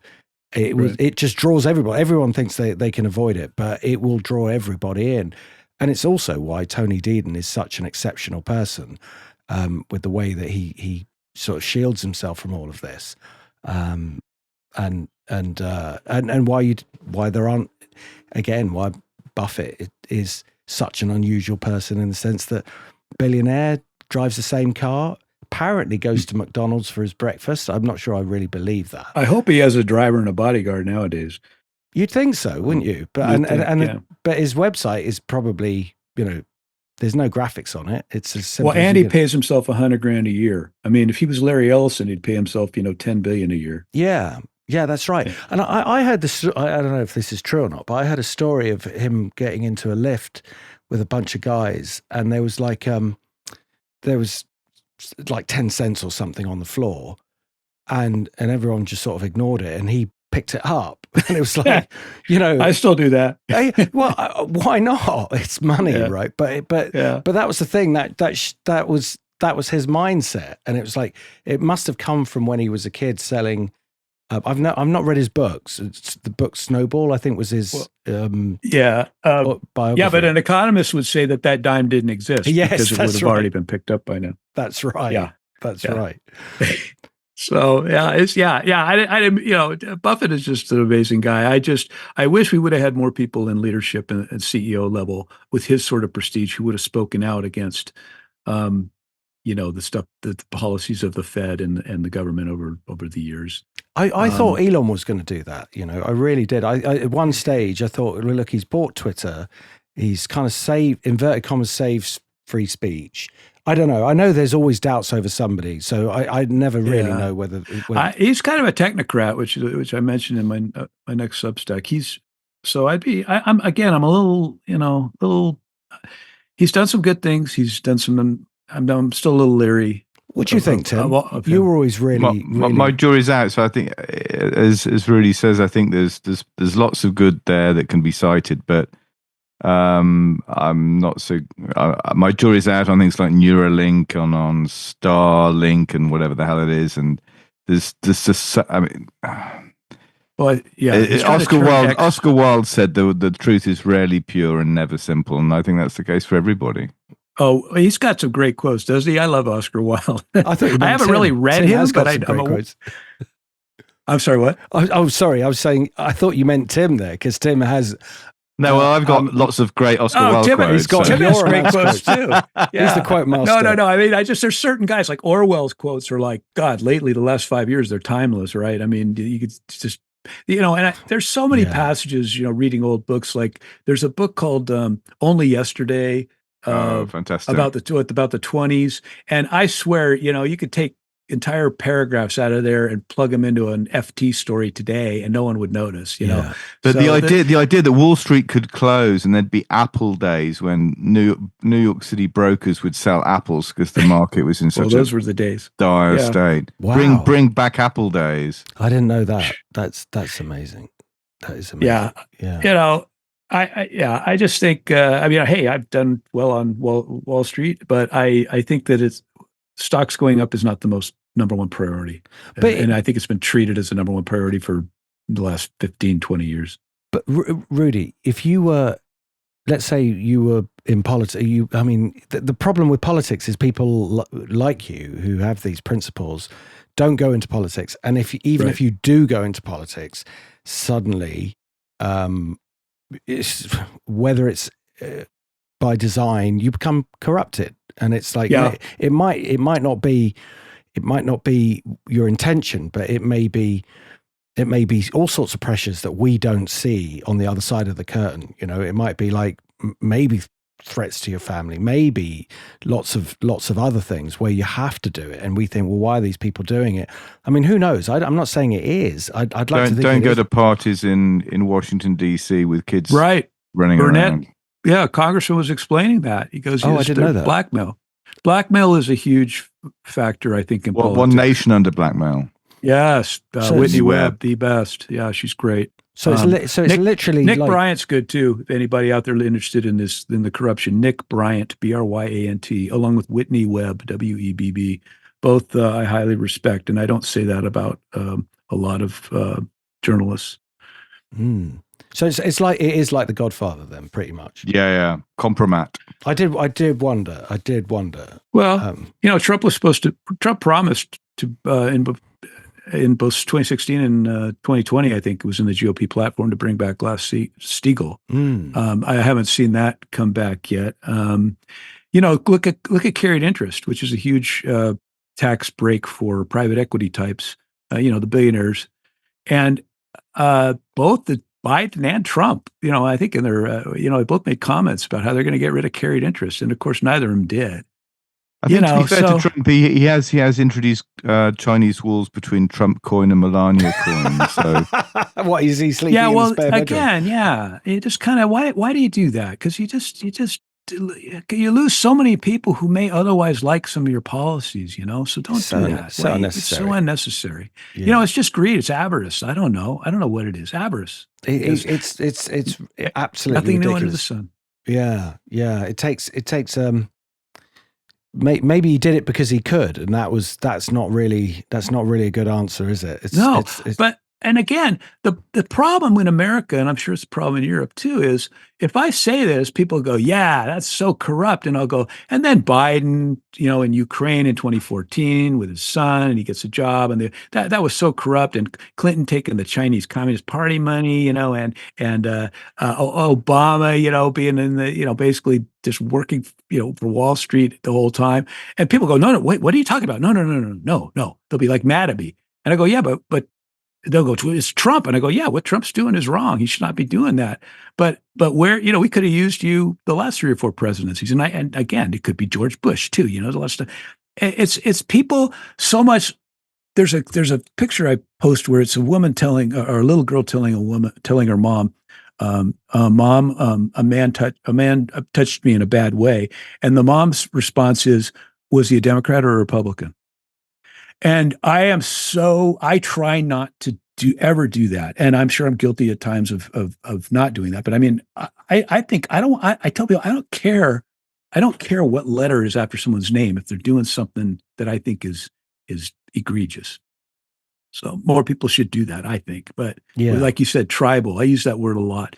I think the majority of people probably do it. We only see the extremes generally on social media and certainly on the cable news now. I mean, I can't even once something's going on like an election or a war or something, I might flip between the channels, and I always try to see, okay, what's MSNBC saying? Okay, what's CNN saying? What's Fox saying? So I get all sides, and it's like I'm just shaking my head, going, click. Best advice I can give to anybody now is stop watching all cable news. And I gave this advice, 8 years ago, but I highly recommend it. Yeah, definitely. I mean, as a technical person, that's always been the as far as the markets go, don't ever watch the news. It's like you won't get anything from it. But well, yeah, I do have a bad habit that I'm called out on. I do have on my Thinkorswim app in the background on my computer, I have a little CNBC running, and it does cause brain damage. I guarantee you. My IQ, I can feel it dropping every day. But it's a great source of both the zeitgeist, picking up on what the rich pundits are saying, and also just a great source of comedy. Yeah. And also history. I have some screenshots that I think maybe in textbooks 100 years from now that that don't exist anywhere else. You know what I mean? Because so much, well, of course, maybe Twitter gets deleted too, but so much digital history is deleted, especially videos. So I tell people, if you see something you want to save, just download it yourself to your hard disk and put it on a thumb drive or something, because it's going to get, so much stuff has been deleted, and archive.org has saved a lot. And if that ever goes away, we're in big trouble. Well, that's what the blockchain should be for. That's actually perfect for that for that purpose to store information, but store history. Just before, I can't believe how it's been nearly 2 hours, and it just feels like we're just getting going. But I know we are. Let's go have a beer. Yeah, exactly. Oh, that would be fantastic. A pint. Yeah. Oh, if you ever come to London, have to fly over. Yeah, definitely. Just a quick outlook on the markets. What are you seeing as short term and perhaps longer term risks going forward? Have you got a spare couple of days, Paul? Yeah, I know, bloody hell. Yeah. But I've got to ask, haven't I? I have a very weird portfolio. It's very non-diversified, very, very concentrated. I have more cash than I've had in a while. So I'm sitting with some dry powder. You are Warren Buffett, and I claim my $100. I'm using the voice modulator. What saved me over you all haven't, these you years, haven't praised Coca-Cola yet, so we know it's not you. Oh, really. I'm thinking about that years ago too. Anyway, where were we? Short-term, long-term. Your investments. Okay. I'm never levered. I don't use leverage, which has saved me over the years. And, we're always bailing out. I've also never needed a bailout, so we're always bailing out guys. Why are we bailing out? Why do governments collapse? Why do people collapse? Why do companies collapse? So it's always almost always leverage. So there's no limits on leverage, apparently. I know the banks, but they're still levered to the gills, and they have off balance sheet and everything else. Leverage is a huge problem because that's what causes things to blow up and become illiquid, and force the Fed to, keep billionaires billionaires. I mean, a lot of what they've done since '08 is to bail out, make it so that billionaires don't become multi-mega millionaires. You know what I mean? They're trying to save some very, very well-off people. Anyway, as far as me, I'm long. I'm bearish in theory, but not in practice. Right. I've always been long, and I had to point that out over the years because people are like, "Well, you're saying this is overvalued or this, and you must be short." And But you can't shelter in cash in an inflationary environment. No, I understand. Believe me, I'm very, very well aware of that. I mean, if I'm getting, I'm saying for the people who are the naysayers. Yeah, I mean, if I'm at 2-year notes or something, I'm getting 4%. I mean, yeah, I'm losing money. According to them, I might be making a little, but I'm not. I'm losing money. I understand that, but it's better to lose 1 or 2% nominal or in real terms than to lose 25%. I'm not super bearish right now. I mean, they sure look like something was going on. I don't know. There's smart people. I was just listening to a guy named Chris Sidiel, who's a trader, a volatility trader, and he thinks that this is a bear market. There's a number of smart people that think it's a bear market, and there's a number of smart people that think it's a bull market. And that's been the way for the last 40 years. So I really don't try to have a strong opinion. I own stuff that, as Warren Buffett says, if the market closed for 10 years, would I be okay?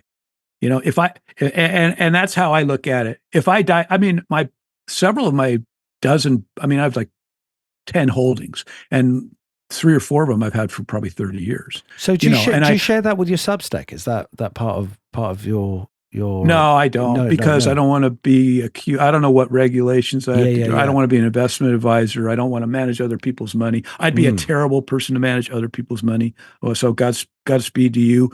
It's got to be a tough job because I'm quite comfortable taking pain because I don't think volatility is risk. I think permanent loss of capital is risk. And this is, Tony Deaton 101, right? Permanent loss of capital.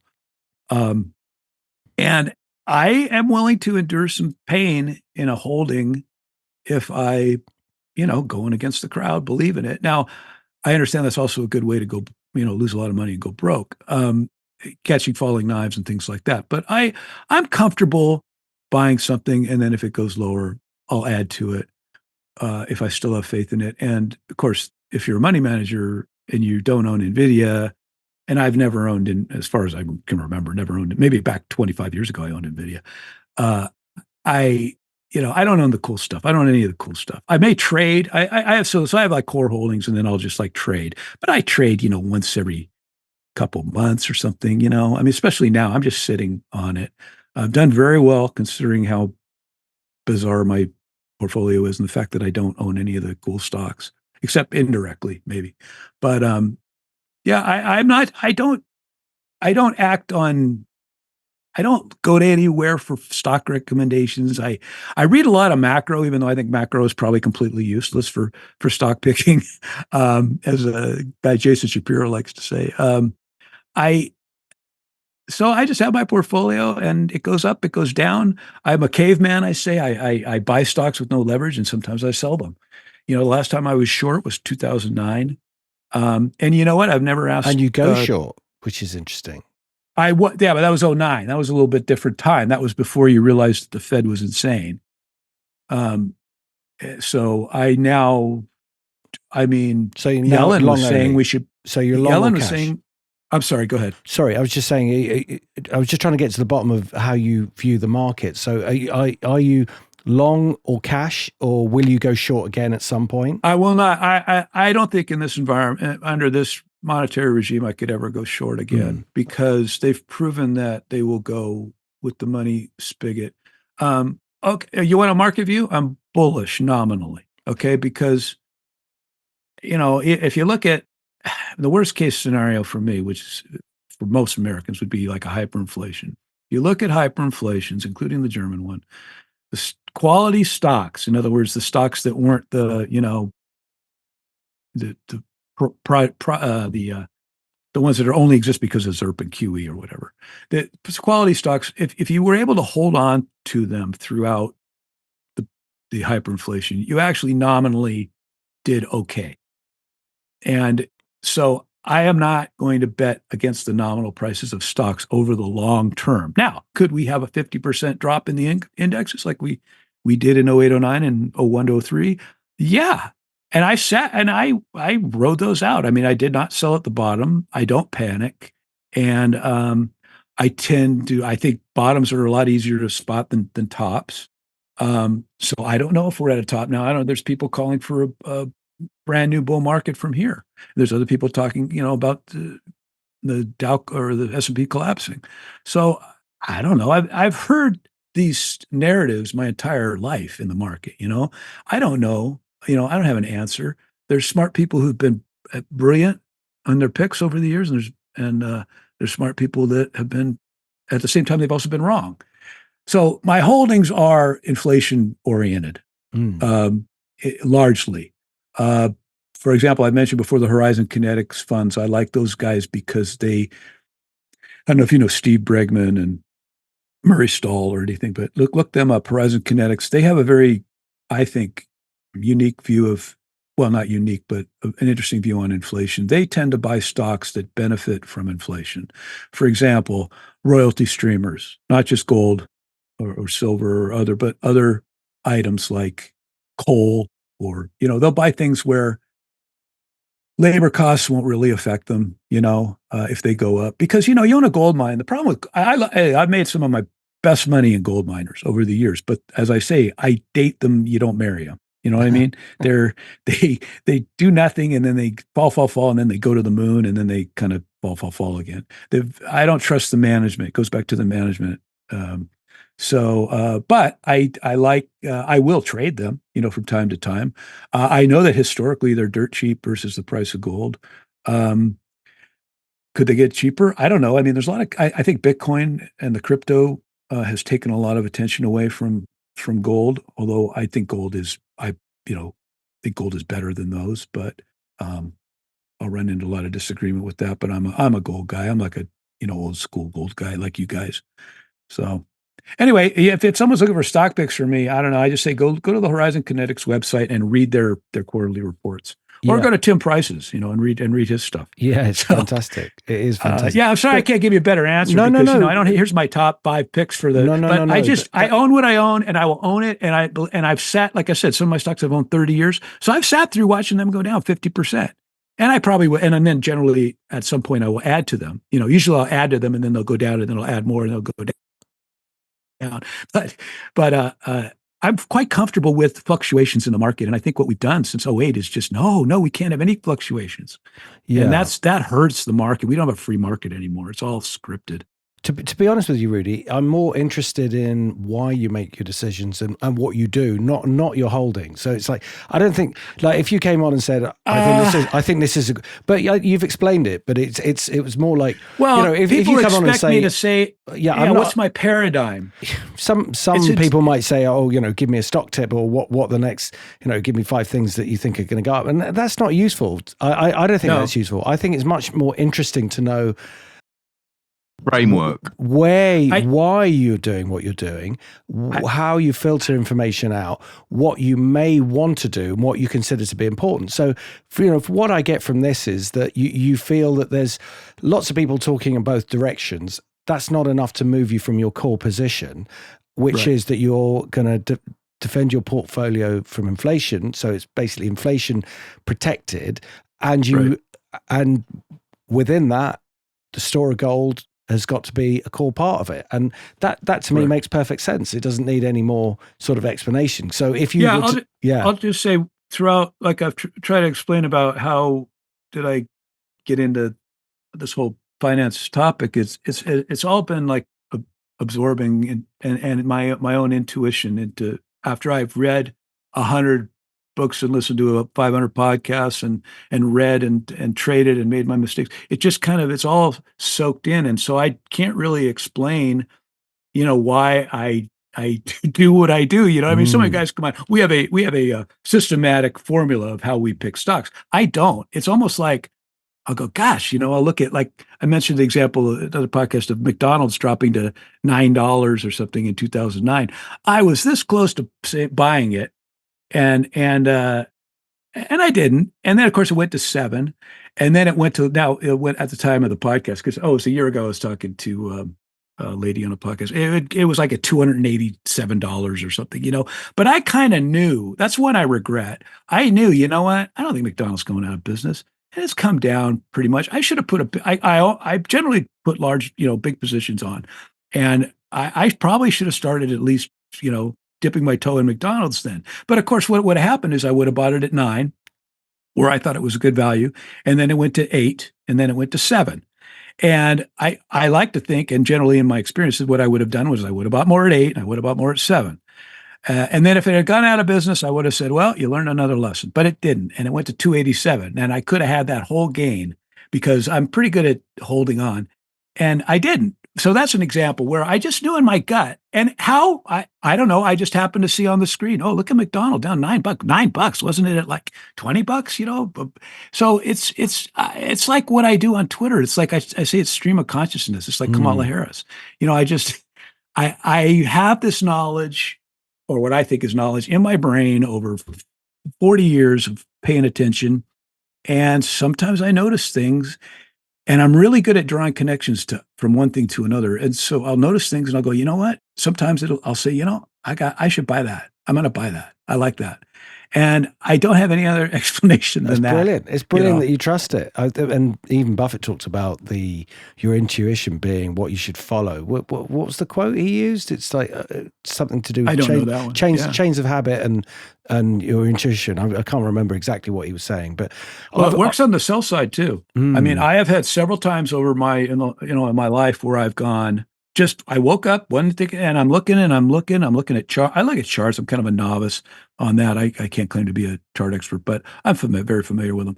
And for some reason, I just get a feeling. I go, I'm just going to sell all of my gold miners today, And what has happened more often than not is they'll go up for another week or something, and I'll regret it. And then there'll be some collapse, or replace gold miners with any stock. Yeah. And so I will, again, I guess I would just call it gut instinct.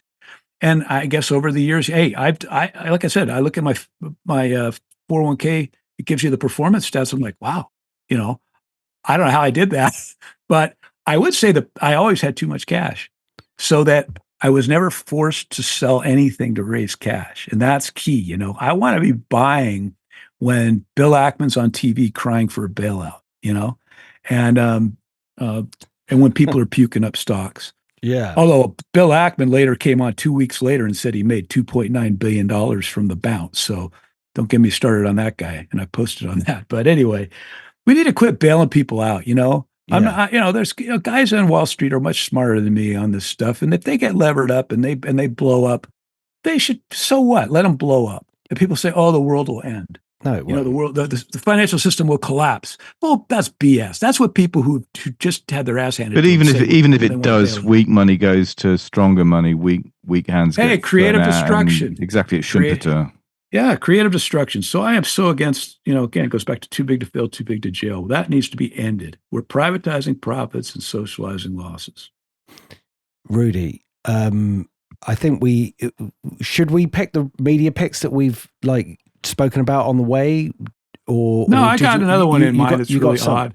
Fantastic. Tim, sorry, is it okay to go to media picks? Let's go for media picks. Any final questions? Fine. Yeah, we could go another 2.5 hours. We really could. Hey, well, maybe unless all your subscribers send you hate mail, we can do this again sometime. If they did, we'd love to. Yeah, no, this is fantastic. Okay, so besides, like I said, I have very eclectic interests. I'm interested in a lot of things. One of them is what I would call high strangeness sort of things, sort of like, I don't know if you're familiar with Charles Fort, Fortean Times. Yeah, that sort of thing. Things that are just out of place, that don't make sense, that science doesn't understand, or that we haven't explained yet. So I like that sort of thing. The Keir Starmer government, for example. yeah, exactly. How do you guys pick that? How did you pick that? How did that happen? God only knows. How did that happen? Anyway, so there's a trilogy. So this is a challenge that I've just gone through. These are, again, nonfiction. It's by a guy named Peter Levenda, Levenda. And this is actually the most recent books, 3 of them, that I read cover to cover. although it's not an easy read. A lot of it is like research, and he's heavily footnoted, and it'll blow your mind. And you're going to read things, and you're just going to go, what? But he ties it all together. It's very fascinating. And if you don't believe something he's saying, check the footnotes. But anyway, Peter Levenda, and the book is called Sinister Forces. And it's 3 volumes, and it's as he puts the subtitle is A Grimoire of American Political Witchcraft, and it's fascinating. I loved it, and it ties together, bring everything from bringing the Nazis over, after World War II, Operation, what was that, Paperclip? Paperclip. Yeah, and but it covers the Manson killings, and it covers H.P. Lovecraft, and I mean it just ties, and it goes back to colonial times. It starts actually pre-colonial times. I mean, this thing is an overview of American history from a high strangeness point of view, and a coincidence point of view. Let me find a quote really quick from Charles Fort. And this is totally me. My liveliest interest is not so much in things as in relations of things. I have spent much time thinking about the alleged pseudo-relations that are called coincidences. What if some of them should not be coincidences? So that I love that quote, and I think people will read it and go, God, this guy must be insane to like this book. But it's actually a very interesting book, and it sends you off on a. Believe me, I went down I got a bunch of other books that were mentioned in this book, or found other sources, because he talks about things and you're like, wow, is that true? And sure enough, they are. And I actually, I'll repost on my Twitter account a review of the book, which I thought was fair. And because it's not a perfect book or perfect 3 books, but anyway, I would recommend that if you're open-minded. It's not for everyone, and you have to have a curiosity about things that don't make sense. And you can research some of the things that he talks about. Is that right? Is there information out there? Oh yeah, I mean, he, like I said, in his book, he'll have, like in the footnotes, he has all the books where he gets his information from. Right. And it's amazing. It's like Whitney Webb. I mean, her book is like 924 pages or something on well, it's not even on Epstein. It's basically on the partnership between organized crime and government and intelligence. But her footnotes, I mean, when I was first getting into Whitney years ago, reading her stuff, I'd go, oh, what? And then I'd look at the footnote. She'd have a footnote, and there's a book. I'd go find that book, and God, she's right. I mean, so after fact checking her so many times and finding out, God, this is all true, I said, wow, that's I don't need I trust her. And so anyway, Levanda, I'm not, not very familiar with him, but his book is fascinating. And Paul Krasner, I think, contributes to part of it. And he's another one. He was one of the 60s radicals who normally would be someone you would think I wouldn't have any interest in. But I really liked some of his stuff too. For example, he's the investigative satirist I mentioned earlier. But anyway, that's a weird book for you if you want it. So, brilliant. Thank you. And Tim, what have you got for us? So mine is this. I feel a bit of a charlatan with this one because it's based on a book I've never read and a film I've never seen. So the book is The Island of Dr. Moreau by H.G. Wells. The film is The Island of Dr. Moreau from 1996 with Marlon Brando and Val Kilmer, which I've never seen. But the film I have seen is a documentary about it called Lost Soul, The Doomed Journey of Richard Stanley's Island of Dr. Moreau, which came out actually in 2014. Oh, wow. So the premise behind this is Richard Stanley, he'd done 2 films that I have seen. One of them is called Dust Devil, and the other one is called something machine horror, sort of Terminator type thing. Anyhow, Richard Stanley had a passion project to make The Island of Dr. Moreau, and he got the finance for it finally. And then it was complicated by the fact that, firstly, Marlon Brando basically capsizes everything he has to do with films, or he's done that for the last 30, 40 years. And then Val Kilmer was apparently a gigantic dick during the making of this film. Oh, wow. And then the weather destroyed the set, and then ultimately David Gregory the Richard Stanley, who's the director, got replaced. And basically, it's a lot like if you've seen Hearts of Darkness, which is a documentary about the making of Apocalypse Now. It's almost identical, just on a slightly smaller scale. And the weird thing is that Marlon Brando is the common link between the two. So he arrived at both grossly overweight and didn't know his lines. And Shaved his head? Well, I think he had some hair, but not very much. But basically, it's a kind of tragi-comedy. The Island of Dr. Moreau is widely perceived to be one of the worst films ever made. And as regular listeners will know, Paul and I regularly exchange notes on the worst film ever made. We've touched on a few of them, but The Island of Dr. Moreau on IMDb has a 4.6 score, which is pretty low. That's bad. I may never see the film, but this is like a tragedy because it's someone who put his heart, soul, and probably devoted an enormous amount of time and money to make something, and then he basically gets jettisoned because the Hollywood sort of just gets cold feet. And then the two stars basically ruin whatever's left of this. But it's a fascinating example of whatever can go wrong, going wrong in the context of a film. And it's in the same league as Hearts of Darkness, which is just it's car crash watching. It's a guilty pleasure.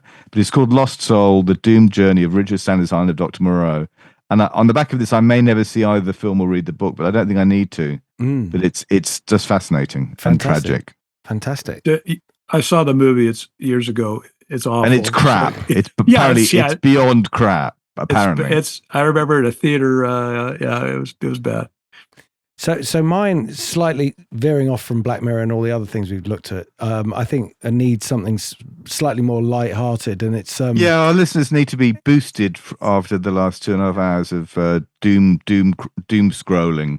So we made a few jokes. True. Absolutely. Rudy, are you familiar with Wallace and Gromit, the stop motion animation?